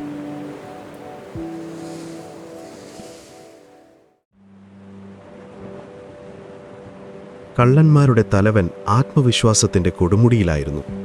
കഴിഞ്ഞ തവണത്തെ പോലെ ഒരു മണ്ടത്തരം താൻ ചെയ്തിട്ടില്ലെന്ന് അയാൾക്കുറപ്പായിരുന്നു. ആരും ശ്രദ്ധിക്കാത്ത കല്ലിൽ കോറിയ ഒരു ചെറിയ അടയാളം. തൻ്റെ ശത്രു എത്ര ബുദ്ധിമാനായാലും അത് കണ്ടെത്താൻ പോകുന്നില്ല. അന്ന് രാത്രി കൂടെ 2 വിശ്വസ്തരെയും കൂട്ടി അയാൾ വീണ്ടും ആ തെരുവിലേക്ക് പുറപ്പെട്ടു. നഗരം ഉറങ്ങിക്കിടക്കുകയാണ്. തെരുവ് വിളക്കുകളുടെ മങ്ങിയ വെളിച്ചം മാത്രം. അയാൾ നേരെ ആലിബാബയുടെ വീടിൻ്റെ വാതിൽപ്പടിയിലേക്ക് നടന്നു. അയാൾ കുനിഞ്ഞു നോക്കി. അതാ, താൻ വരച്ച അടയാളം അവിടെ തന്നെയുണ്ട്. അയാളുടെ മുഖത്തൊരു ക്രൂരമായ പുഞ്ചിരി വിടർന്നു. കണ്ടോ, ഞാൻ പറഞ്ഞില്ലേ, അയാൾ കൂടെയുള്ളവരോട് പറഞ്ഞു. എന്നാൽ കൂടെ ഉണ്ടായിരുന്ന ഒരു കള്ളൻ തൊട്ടടുത്ത വീടിൻ്റെ പടിയിലേക്ക് വിരൽ ചൂണ്ടി. യജമാനനെ, അവിടെയും ഒന്ന് നോക്കൂ. തലവൻ അങ്ങോട്ട് നോക്കി. അയാളുടെ പുഞ്ചിരി മാഞ്ഞു. അവിടെയുമുണ്ട് അതേപോലൊരടയാളം. അവൻ്റെ ഹൃദയമൊന്ന് കാളി. ഇവിടെ മാത്രമല്ല, മറ്റേയാൾ പറഞ്ഞു. അവർ ആ തെരുവിലെ ഓരോ വീടിൻ്റെയും പടികൾ പരിശോധിച്ചു. പലയിടത്തും പല മൂലകളിലായി അതേപോലുള്ള ചെറിയ കോറലുകൾ. തലവന് തൻ്റെ കണ്ണുകളെ വിശ്വസിക്കാനായില്ല. ആരോ തന്നോട് മനഃപൂർവ്വം ഒരു കളി കളിക്കുകയാണ്. ഇത് ഭാഗ്യമല്ല, വ്യക്തമായ ആസൂത്രിതമാണ്. തൻ്റെ ഓരോ നീക്കവും നിരീക്ഷിക്കുന്ന, തന്നേക്കാൾ ഒരു പടി മുന്നിൽ ചിന്തിക്കുന്ന ഒരാൾ ആ വീട്ടിലുണ്ട്. ദേഷ്യത്തേക്കാൾ ഒരുതരം ബഹുമാനം കലർന്ന ഭയമാണ് അയാൾക്ക് അദൃശ്യനായ ശത്രുവിനോട് തോന്നിയത്. അയാൾ ഒന്നും മിണ്ടാതെ കാട്ടിലേക്ക് തിരികെ നടന്നു. അടയാളം വെച്ച് വീട് കണ്ടുപിടിക്കുന്ന പദ്ധതി ഇനി നടക്കില്ല. ആ ശത്രുവിനെ തോൽപ്പിക്കാൻ ആ വീടിൻ്റെ ഉള്ളിൽ തന്നെ കടക്കണം. കാട്ടിലെത്തിയ അയാൾ തൻ്റെ എല്ലാ ആളുകളെയും ഒരുമിച്ച് കൂട്ടി. ഇത്തവണ അയാൾ അലറിയില്ല, ആരെയും കൊന്നില്ല. തികച്ചും ശാന്തനായിരുന്നു. നമ്മുടെ 2 ശ്രമങ്ങളും പരാജയപ്പെട്ടു. നമുക്കൊരു ശത്രുവുണ്ട്. അയാൾ നമ്മളെക്കാൾ തന്ത്രശാലിയാണ്. പുറത്തുനിന്ന് ആ വീടിനെ ആക്രമിക്കാൻ നമുക്കിനി കഴിയില്ല. അതുകൊണ്ട് നമ്മൾ അകത്ത് കടക്കുന്നു. അവൻ്റെ വാക്കുകൾ കേട്ട് എല്ലാവരും നിശബ്ദരായി. ഞാനൊരു എണ്ണ വ്യാപാരിയായി ആലിബാബയുടെ വീട്ടിൽ അതിഥിയായി പോകും. നിങ്ങളായിരിക്കും എൻ്റെ എണ്ണ. ആ ആശയം കേട്ട് കള്ളന്മാർ പരസ്പരം നോക്കി.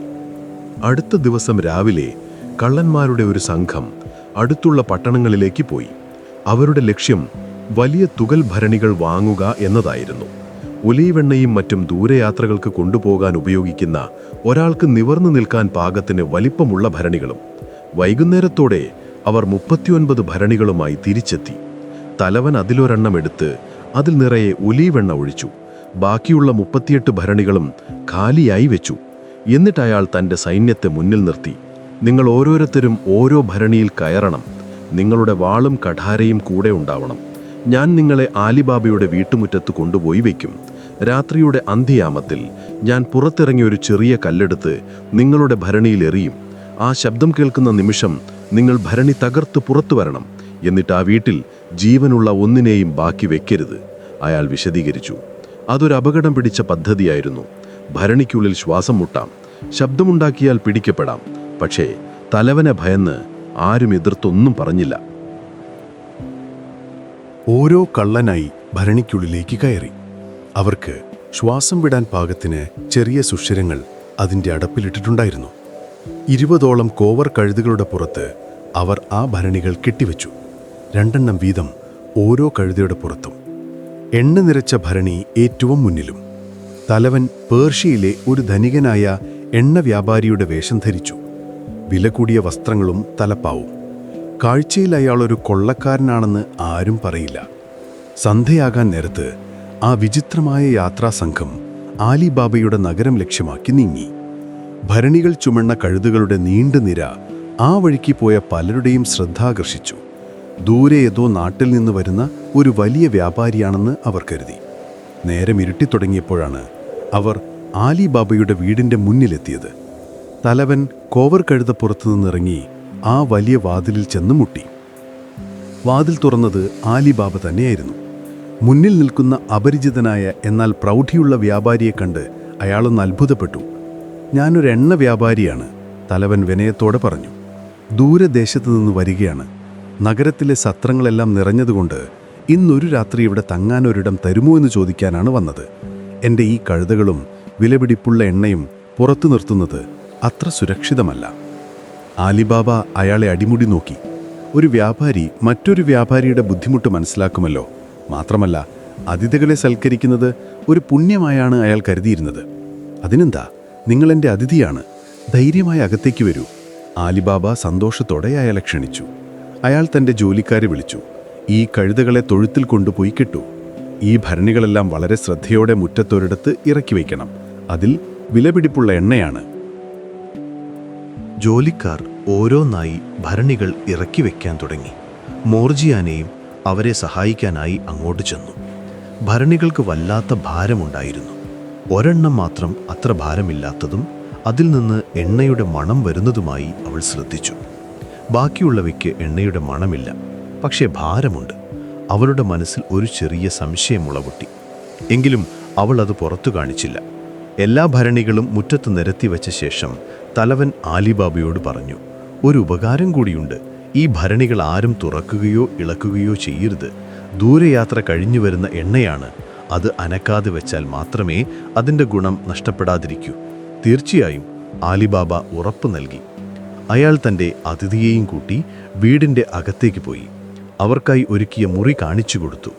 എന്നിട്ട് മോർജിയാനയെ വിളിച്ച് അതിഥിക്ക് വേണ്ടി ഏറ്റവും നല്ല അത്താഴമൊരുക്കാൻ ആവശ്യപ്പെട്ടു. മോർജിയാന അടുക്കളയിലേക്ക് പോയെങ്കിലും അവളുടെ ചിന്ത മുഴുവൻ മുറ്റത്തിരിക്കുന്ന ആ ഭരണികളെക്കുറിച്ചായിരുന്നു.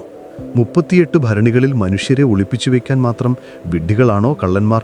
അതോ തൻ്റെ തോന്നൽ മാത്രമാണോ? എന്തായാലും ഒരു കണ്ണ് എപ്പോഴും അവിടെ വേണമെന്ന് അവൾ തീരുമാനിച്ചു. അകത്ത് ആലിബാബയും വ്യാപാരിയും സംസാരിച്ചിരുന്നു. തലവൻ പല ദേശങ്ങളിലെ കച്ചവടത്തെക്കുറിച്ചും തൻ്റെ യാത്രകളെക്കുറിച്ചും വളരെ രസകരമായി സംസാരിച്ചു. ആലിബാബ അയാളുടെ സംസാരത്തിൽ പൂർണ്ണമായും മുഴുകിപ്പോയി. ഇത്രയും അനുഭവസമ്പത്തുള്ള ഒരു വ്യാപാരിയെ പരിചയപ്പെടാൻ കഴിഞ്ഞതിൽ അയാൾക്ക് സന്തോഷം തോന്നി. അത്താഴം തയ്യാറായപ്പോൾ അവർ ഒരുമിച്ച് കഴിക്കാനിരുന്നു. തലവൻ വളരെ കുറച്ചു മാത്രമേ കഴിച്ചുള്ളൂ. താൻ ക്ഷീണിതനാണെന്നും നേരത്തെ ഉറങ്ങാൻ ആഗ്രഹമുണ്ടെന്നും അയാൾ പറഞ്ഞു. ആലിബാബ അയാളെ മുറിയിലേക്ക് കൊണ്ടുപോയി ആക്കി. എന്നിട്ട് താനും ഉറങ്ങാനായി കിടന്നു. രാത്രിയുടെ നിശബ്ദതയിൽ മുറ്റത്ത് നിരത്തിവെച്ച ഭരണികൾ ഒരു ശവക്കല്ലറ പോലെ തോന്നിപ്പിച്ചു. ഓരോ ഭരണിക്കുള്ളിലും ഓരോ കൊലയാളി തങ്ങളുടെ തലവൻ്റെ ഒരു കല്ലേറിനായി കാതോർത്തിരുന്നു. ആലിബാബയും കുടുംബവും ഗാഠനിദ്രയിലാകുന്ന ആ നിമിഷത്തിനായി തലവൻ തൻ്റെ മുറിയിൽ ഉറങ്ങാതെ കാത്തിരുന്നു. അവൻ്റെ പദ്ധതി അതിൻ്റെ അവസാന ഘട്ടത്തിലേക്ക് കടക്കുകയായിരുന്നു. ആ വീട്ടിൽ ആ പദ്ധതിയെക്കുറിച്ചറിയാത്ത, എന്നാൽ അതിനെ തകർക്കാൻ കഴിവുള്ള ഒരാൾ മാത്രം ഉറങ്ങാതെയിരുന്നു. അതെ, മോർജിയാന. അവൾ അടുത്ത നീക്കത്തിനായി കാത്തിരുന്നു.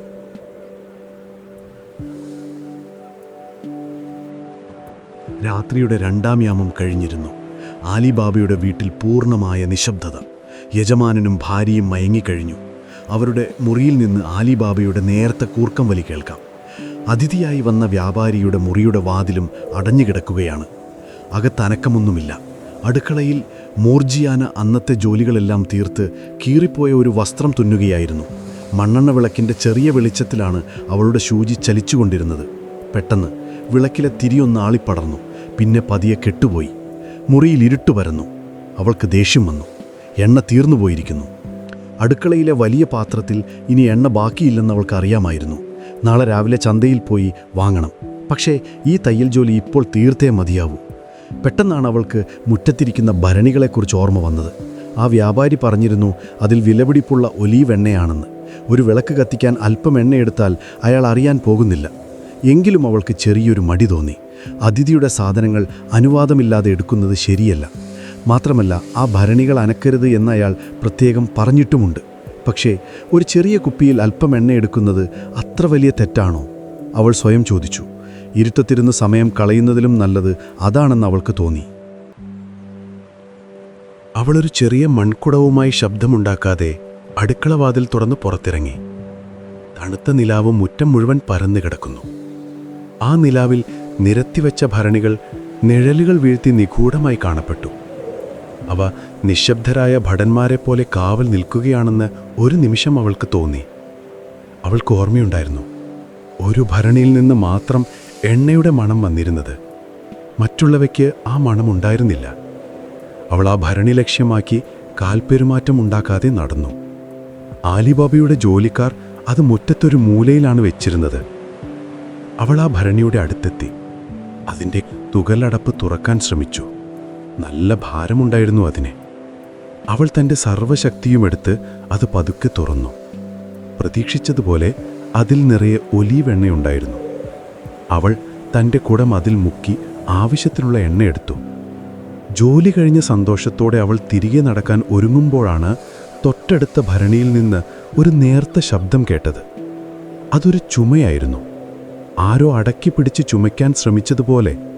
മോർജിയാനയുടെ ശരീരം ഒരു നിമിഷം മരവിച്ചുപോയി. അവൾ ശ്വാസം അടക്കി പിടിച്ചു നിന്നു. തനിക്ക് തോന്നിയതാണോ? കാറ്റടിച്ചപ്പോൾ ഭരണിയുടെ അടപ്പ് അനങ്ങിയതാകുമോ? അവൾ ചെവി കൂർപ്പിച്ചു. കുറച്ചുനേരം ഒരനക്കവുമില്ല.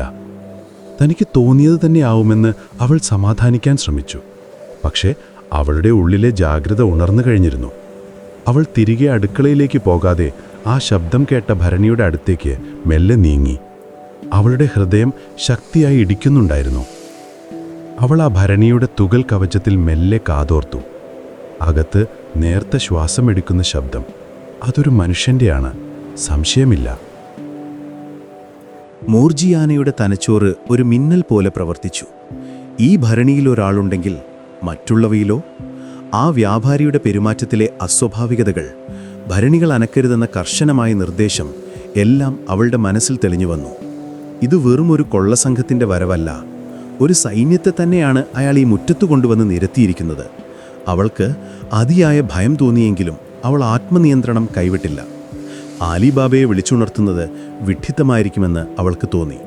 അയാൾ പരിഭ്രാന്തനായി ബഹളം വയ്ക്കും. അതോടെ ഭരണികളിലുള്ളവർ ഉണരുകയും ചെയ്യും. പിന്നെ സംഭവിക്കാൻ പോകുന്നത് എന്താണെന്ന് ഊഹിക്കാൻ പോലും അവൾക്ക് കഴിഞ്ഞില്ല. ഈ പ്രശ്നം താൻ ഒറ്റയ്ക്ക് തന്നെ നേരിടണം. ഒരു നിമിഷത്തെ ആലോചനയ്ക്ക് ശേഷം അവളുടെ മനസ്സിൽ ഒരു തന്ത്രം രൂപപ്പെട്ടു. അവൾ ശബ്ദമുണ്ടാക്കാതെ ആദ്യത്തെ ഭരണിയുടെ അടുത്തേക്ക് തിരികെ ചെന്നു. എന്നിട്ട് ഒരു പുരുഷന്റെ ശബ്ദം പരമാവധി അനുകരിച്ച് വളരെ പതുക്കെ ആ ഭരണിയെ നോക്കി മന്ത്രിച്ചു. എല്ലാം തയ്യാറാണോ? സമയമായോ? അകത്തുനിന്ന് നേർത്ത ഒരു ശബ്ദത്തിൽ മറുപടി വന്നു. ഇല്ല, ഇനിയും സമയമായിട്ടില്ല. തലവൻ സിഗ്നൽ തന്നിട്ടില്ല. അവളുടെ സംശയം 100% ശരിയായിരുന്നു. അവർ തങ്ങളുടെ തലവൻ്റെ ഒരു സിഗ്നലിനായി കാത്തിരിക്കുകയാണ്. അവൾ ഇതേ തന്ത്രം മറ്റു ഭരണികളിലും പ്രയോഗിക്കാൻ തീരുമാനിച്ചു. അവൾ അടുത്ത ഭരണിയുടെ അടുത്തേക്ക് നീങ്ങി അതേ ചോദ്യം ആവർത്തിച്ചു. അകത്തുനിന്ന് അതേ മറുപടി ലഭിച്ചു.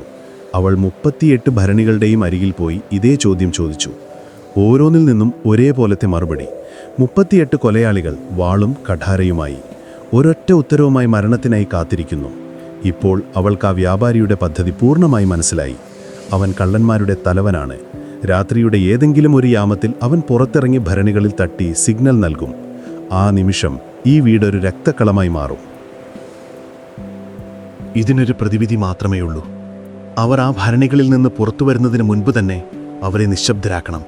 പക്ഷേ എങ്ങനെ? ഒരേ സമയം 38 പേരെ അവൾ വേഗം അടുക്കളയിലേക്ക് തിരികെ നടന്നു.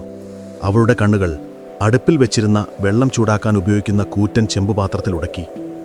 അതിനടുത്തായി അവൾ അല്പം മുൻപ് കൊണ്ടുവന്ന ഒലീവെണ്ണ നിറച്ച കുടവും ഇരിപ്പുണ്ടായിരുന്നു. ഒരു ഭീകരമായ എന്നാൽ അതിബുദ്ധിപരമായ ഒരാശയം അവളുടെ മനസ്സിൽ രൂപപ്പെട്ടു.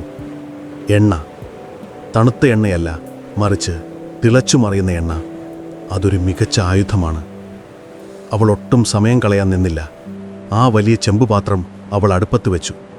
ശബ്ദമുണ്ടാക്കാതെ മുറ്റത്തേക്ക് വീണ്ടും പോയി എണ്ണ നിറച്ച ആ വലിയ ഭരണി വളരെ കഷ്ടപ്പെട്ട് അടുക്കളയിലേക്ക് ഉരുട്ടിക്കൊണ്ടുവന്നു.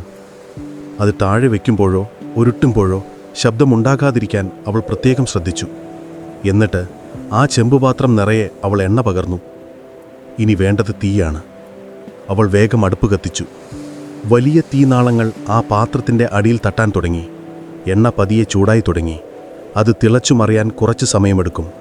ആ സമയം കൊണ്ട് തൻ്റെ പദ്ധതിയുടെ അടുത്ത ഘട്ടത്തെക്കുറിച്ച് അവൾ ആലോചിച്ചു. അവളുടെ മുഖത്ത് ഒരു ഭാവവ്യത്യാസവും ഉണ്ടായിരുന്നില്ല. ദയയോ ഭയമോ ഉണ്ടായിരുന്നില്ല. അവളുടെ ലക്ഷ്യം ഒന്നു മാത്രമായിരുന്നു. ഈ രാത്രി അവസാനിക്കുമ്പോൾ ആ ഭരണികൾക്കുള്ളിൽ ഒരനക്കവും ഉണ്ടാകരുത്. ഈ കുടുംബത്തെ രക്ഷിക്കാൻ തനിക്കിത് ചെയ്തേ മതിയാവൂ.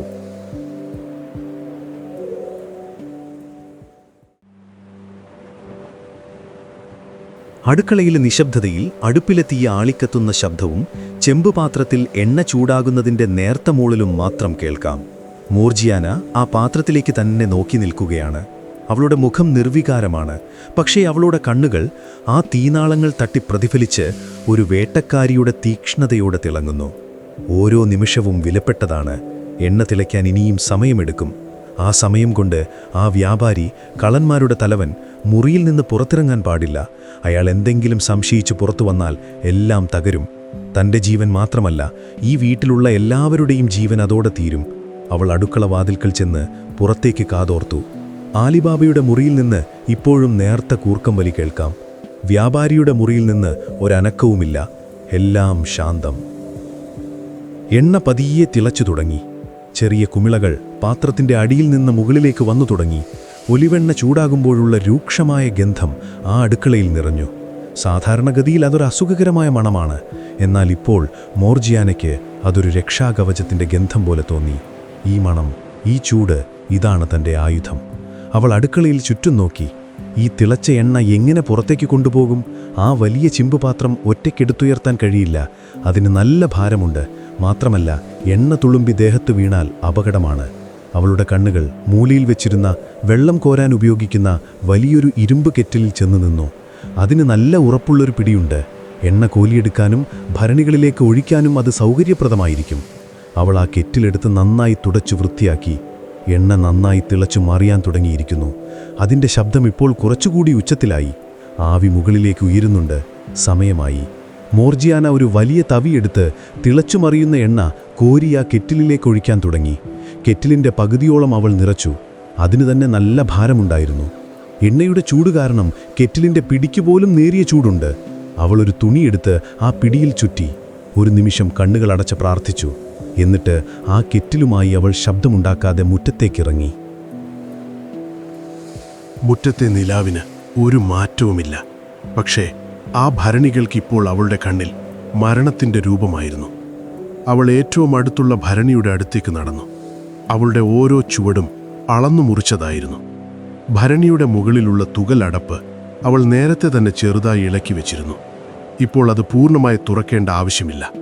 ശ്വാസം വിടാനായി അവരിട്ടിരുന്ന ചെറിയ സുഷിരങ്ങൾ അടപ്പിൻ്റെ മുകളിലുണ്ട്. അതുമതി. അവൾ കെറ്റിൽ ഉയർത്തി ആ സുഷിരങ്ങളിലൂടെ തിളച്ച എണ്ണ അകത്തേക്കൊഴിച്ചു. ഒരു നിമിഷത്തെ നിശബ്ദത. അതിനുശേഷം ഭരണിക്കുള്ളിൽ നിന്നൊരു ഞെട്ടൽ. പിന്നെ തൊണ്ടയിൽ കുരുങ്ങിയ എന്നാൽ പുറത്തേക്ക് വരാത്തൊരു നിലവിളി. ആരോ ഒരാൾ തിളച്ച വെള്ളത്തിൽ വീണതുപോലെ ഒരു പിടച്ചിൽ. ആ ശബ്ദം പുറത്തു കേൾക്കാതിരിക്കാൻ ഭരണിയുടെ തുകൽ ഭിത്തികൾ സഹായിച്ചു. കുറച്ചു നേരത്തെ പിടച്ചിലിനു ശേഷം ഒരു ഭാരം നിലത്തേക്ക് വീഴുന്നതുപോലെയുള്ള ശബ്ദം. പിന്നെ പൂർണ്ണമായ നിശബ്ദത. മോർജിയാനയുടെ നെഞ്ച് ഒരു നിമിഷം നിന്നുപോയതുപോലെ തോന്നി. താനൊരു മനുഷ്യനെ കൊന്നിരിക്കുന്നു. പക്ഷെ അടുത്ത നിമിഷം അവൾ സ്വയം ഓർമ്മിപ്പിച്ചു, ഇതൊരു മനുഷ്യനല്ല, ഒരു കൊലയാളിയാണ്. താനിത് ചെയ്തില്ലായിരുന്നെങ്കിൽ നേരം വിളിക്കുമ്പോൾ ഈ വീട്ടിൽ താൻ ഉൾപ്പെടെ ആരും ജീവനോടെ ഉണ്ടാകില്ല. അവൾ ആത്മനിയന്ത്രണം വീണ്ടെടുത്തു. ഇനി പിന്നോട്ടു പോകാനാവില്ല. ഈ ജോലി പൂർത്തിയാക്കിയേ മതിയാവും. അവൾ കാലിയായ കെറ്റിലുമായി അടുക്കളയിലേക്ക് തിരികെ നടന്നു. ചെമ്പുപാത്രത്തിൽ എണ്ണ ഇപ്പോഴും തിളച്ചു മറിയുന്നു.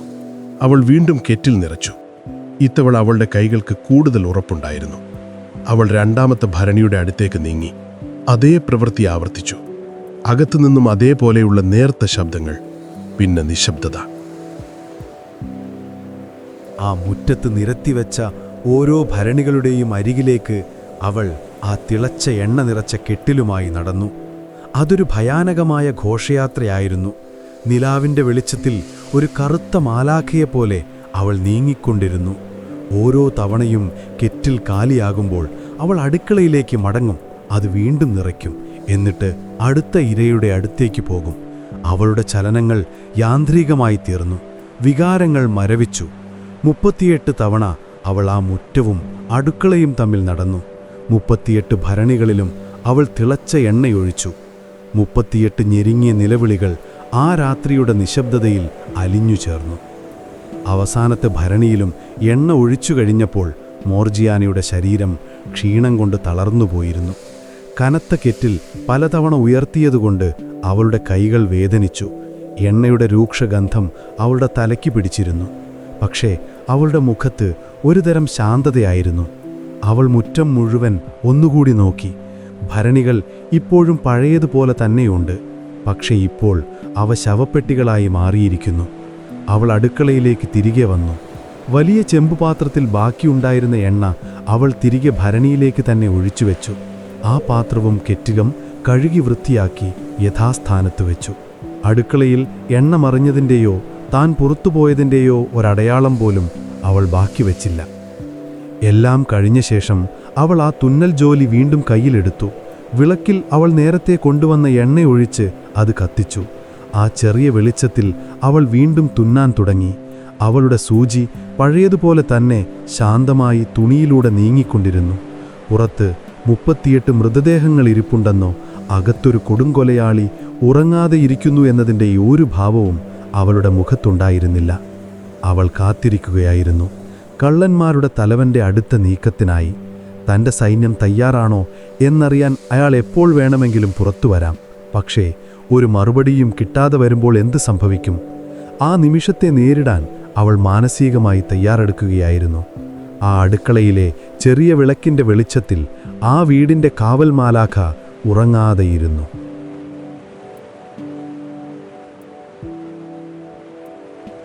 സമയം മുന്നോട്ട് നീങ്ങിക്കൊണ്ടിരുന്നു. അടുക്കളയിലെ വിളക്ക് അതിൻ്റെ അവസാന തുള്ളി എണ്ണയും ഉപയോഗിച്ച് പ്രകാശിച്ചു തീരാൻ വെമ്പുന്നതുപോലെ തോന്നി.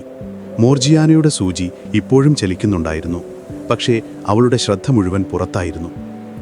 എപ്പോഴാണ് ആ വ്യാപാരിയുടെ മുറിവാതിൽ തുറക്കുക എന്നവൾ കാത്തിരുന്നു.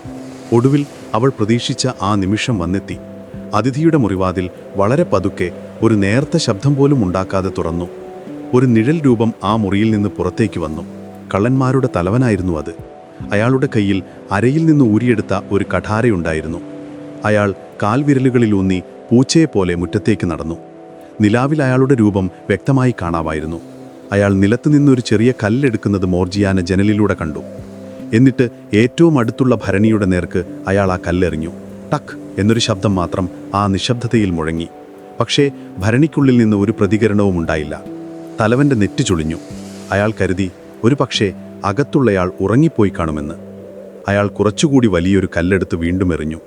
ഇത്തവണ ശബ്ദം കുറച്ചുകൂടി ഉച്ചത്തിലായിരുന്നു. എന്നിട്ടും മൗനം മാത്രം. അയാളുടെ ഉള്ളിൽ ഒരു അശുദ്ധ ചിന്ത കടന്നുകൂടി. എന്തോ പന്തികേടുണ്ട്. അയാൾ മെല്ലെ ആ ഭരണിയുടെ അടുത്തേക്ക് നടന്നു. അതിൻ്റെ അടപ്പ് തുറക്കാൻ ശ്രമിച്ചു. പക്ഷേ എണ്ണയുടെ ചൂട് കാരണം അത് വികസിച്ച് മുറുകിയിരുന്നു. അയാൾ തൻ്റെ സർവ്വശക്തിയും എടുത്ത് അത് തുറന്നു. അകത്തുനിന്ന് ഉയർന്നത് തിളച്ച എണ്ണയുടെയും കരിഞ്ഞ മാംസത്തിൻ്റെയും രൂക്ഷഗന്ധമായിരുന്നു. ആ ഗന്ധം ശ്വസിച്ചതും അകത്തെ കാഴ്ച കണ്ടതും ഒരുമിച്ചായിരുന്നു. തൻ്റെ വിശ്വസ്തനായ അനുയായി തിളച്ച എണ്ണയിൽ വെന്ത് വികൃതമായ രൂപത്തിൽ ഭരണിയുടെ അടിയിൽ ചുരുണ്ടുകൂടി കിടക്കുന്നു. തലവൻ്റെ തൊണ്ട വരണ്ടുപോയി. അയാൾക്ക് നിലവിളിക്കണമെന്നുണ്ടായിരുന്നു. പക്ഷേ ശബ്ദം പുറത്തു വന്നില്ല. അയാൾ അടുത്ത ഭരണിയുടെ അടുത്തേക്ക് ഓടി. അതും തുറന്നു. അതേ കാഴ്ച. പിന്നെ അടുത്തത്. ഓരോ ഭരണി തുറക്കുമ്പോഴും അയാളുടെ ഹൃദയമിടിപ്പ് നിലച്ചു പോകുന്നത് പോലെ തോന്നി. തൻ്റെ 38 പടയാളികൾ, തൻ്റെ ഏറ്റവും വലിയ ശക്തി, ഇപ്പോൾ തിളച്ച എണ്ണയിൽ വെന്ത ശവങ്ങളായി മാറിയിരിക്കുന്നു. അയാളുടെ പദ്ധതികൾ, അയാളുടെ സ്വപ്നങ്ങൾ എല്ലാം ആ എണ്ണയിൽ അലിഞ്ഞു ചേർന്നിരിക്കുന്നു. തന്നെ ആരോ അതിവിദഗ്ധമായി ചതിച്ചിരിക്കുന്നു. ഈ വീട്ടിൽ ഈ നിമിഷം താൻ ഒറ്റയ്ക്കാണ്. നേരം വെളുക്കുന്നതിന് മുൻപ് ഇവിടെ നിന്ന് രക്ഷപ്പെട്ടില്ലെങ്കിൽ തൻ്റെ ഗതിയും ഇതുതന്നെയാകും. അയാൾ ഒന്നുപോലും തിരിഞ്ഞു നോക്കാതെ ആ വീടിൻ്റെ മതിൽ ചാടിക്കിടന്ന് ഇരുട്ടിലേക്ക് ഓടിമറഞ്ഞു. പിറ്റേന്ന് രാവിലെ ആലിബാബ ഉറക്കമുണർന്നെഴുന്നേറ്റപ്പോൾ അതിഥിയെ മുറിയിൽ കണ്ടില്ല. അയാൾ കരുതി അതിരാവിലെ തന്നെ യാത്ര പുറപ്പെട്ടു പോയി കാണുമെന്ന്. പക്ഷേ മുറ്റത്തിറങ്ങിയപ്പോൾ ഭരണികളെല്ലാം അവിടെ തന്നെ ഇരിക്കുന്നത് കണ്ട് അയാൾക്ക് അത്ഭുതമായി. അയാൾ മോർജിയാനയെ വിളിച്ച് കാര്യം തിരക്കി. അപ്പോഴാണ് മോർജിയാന രാത്രിയിൽ നടന്ന ഭയാനകമായ സംഭവങ്ങളെല്ലാം യജമാനനോട് വിവരിക്കുന്നത്. ഭരണിക്കുള്ളിലെ കള്ളന്മാരെക്കുറിച്ചും താൻ അവരെ കൊന്നതിനെക്കുറിച്ചും അവരുടെ തലവൻ രക്ഷപ്പെട്ടതിനെക്കുറിച്ചും എല്ലാം കേട്ട് ആലിബാബയുടെ ബോധം പോകാഞ്ഞത് ഭാഗ്യം. അയാൾ പേടിച്ചു വിറച്ചുപോയി. മോർജിയാനയുടെ ധൈര്യത്തെയും ബുദ്ധിയെയും അയാൾക്ക് വിശ്വസിക്കാനായില്ല. അവൾ തൻ്റെ ജീവനും കുടുംബത്തെയും രക്ഷിച്ച മാലാഖയാണെന്ന് അയാൾ തിരിച്ചറിഞ്ഞു. അവർ രണ്ടുപേരും ചേർന്ന് ആ രാത്രി തന്നെ ആ മൃതദേഹങ്ങൾ വീടിൻ്റെ പിന്നാമ്പുറത്തുള്ള തോട്ടത്തിൽ ആരും കാണാതെ കുഴിച്ചുമൂടി. ആ ഭരണികൾ കഷ്ണങ്ങളാക്കി തീയിലിട്ട് നശിപ്പിച്ചു. മാസങ്ങൾ കടന്നുപോയി. ആലിബാബയുടെ ജീവിതം വീണ്ടും സാധാരണ നിലയിലായി. കള്ളന്മാരുടെ ശല്യം എന്നേക്കുമായി അവസാനിച്ചെന്ന് അയാൾ വിശ്വസിച്ചു. മോർജിയാനയോടുള്ള അയാളുടെ ബഹുമാനവും സ്നേഹവും 10 മടങ്ങ് വർദ്ധിച്ചു. അവളെ ഒരു ജോലിക്കാരിയായിട്ടല്ല, മറിച്ച് ആ കുടുംബത്തിലെ ഒരു അംഗത്തെപ്പോലെയാണ് അയാൾ കണ്ടത്.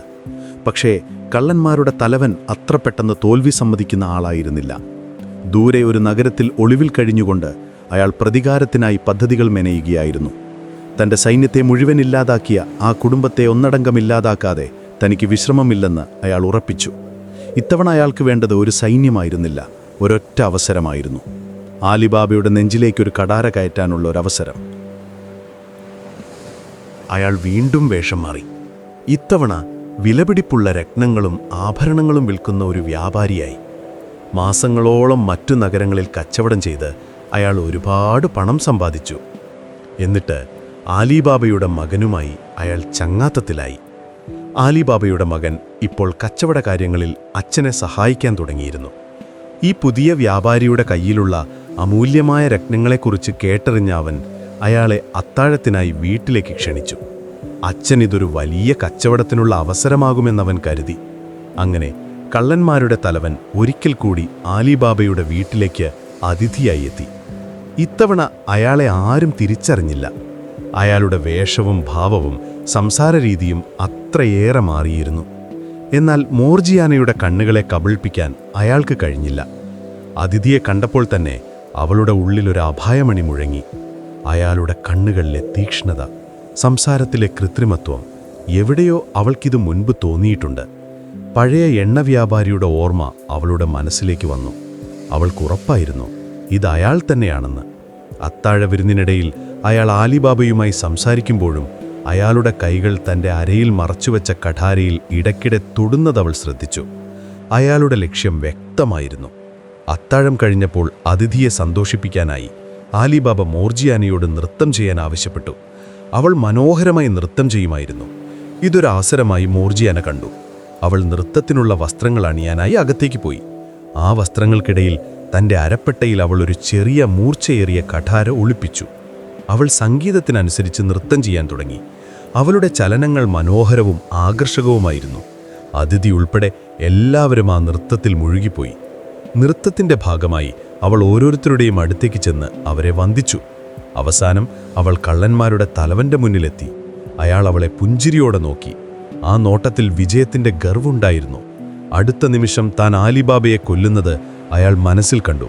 എന്നാൽ ആ നിമിഷം വന്നില്ല. നൃത്തത്തിലെ ഒരു വേഗതയേറിയ ചലനത്തിനിടയിൽ ആരും പ്രതീക്ഷിക്കാത്തൊരു നിമിഷത്തിൽ മോർജിയാന തൻ്റെ അരയിലെ കഠാരയെടുത്ത് അയാളുടെ നെഞ്ചിൽ ആഴത്തിൽ കുത്തിയിറക്കി. എല്ലാവരും ഞെട്ടിത്തെറിച്ചുപോയി. അതിഥി ഒരു വാക്കുപോലും പറയാനാവാതെ നിലത്തേക്ക് വീണു. ആലിബാബ കോപം കൊണ്ട് വിറച്ചു. മോർജിയാന, നീ എന്താണ് ഈ ചെയ്തത്? അയാൾ അലറി. ക്ഷമിക്കണം യജമാനനെ, അവൾ ശാന്തമായി പറഞ്ഞു. ഇയാൾ നമ്മുടെ അതിഥിയല്ല, കൊലയാളിയാണ്. അവൾ അയാളുടെ വസ്ത്രങ്ങൾക്കിടയിൽ നിന്ന് ഒളിപ്പിച്ചുവെച്ച കഠാര വലിച്ചെടുത്ത് കാണിച്ചു. എന്നിട്ട് അയാൾ പഴയ എണ്ണ വ്യാപാരിയും കള്ളന്മാരുടെ തലവനുമാണെന്ന് തെളിയിക്കുന്ന അടയാളങ്ങൾ അയാളുടെ ശരീരത്തിൽ നിന്ന് കാണിച്ചു കൊടുത്തു. അതോടെ താൻ എത്ര വലിയൊരു അപകടത്തിൽ നിന്നാണ് രക്ഷപ്പെട്ടതെന്ന് ആലിബാബ തിരിച്ചറിഞ്ഞു. അയാൾ മോർജിയാനയുടെ കാൽക്കൽ വീണുപോയി. നീ എൻ്റെ ജീവൻ രക്ഷിച്ചു, എൻ്റെ കുടുംബത്തെ രക്ഷിച്ചു, നീ എൻ്റെ മാലാഖയാണ്.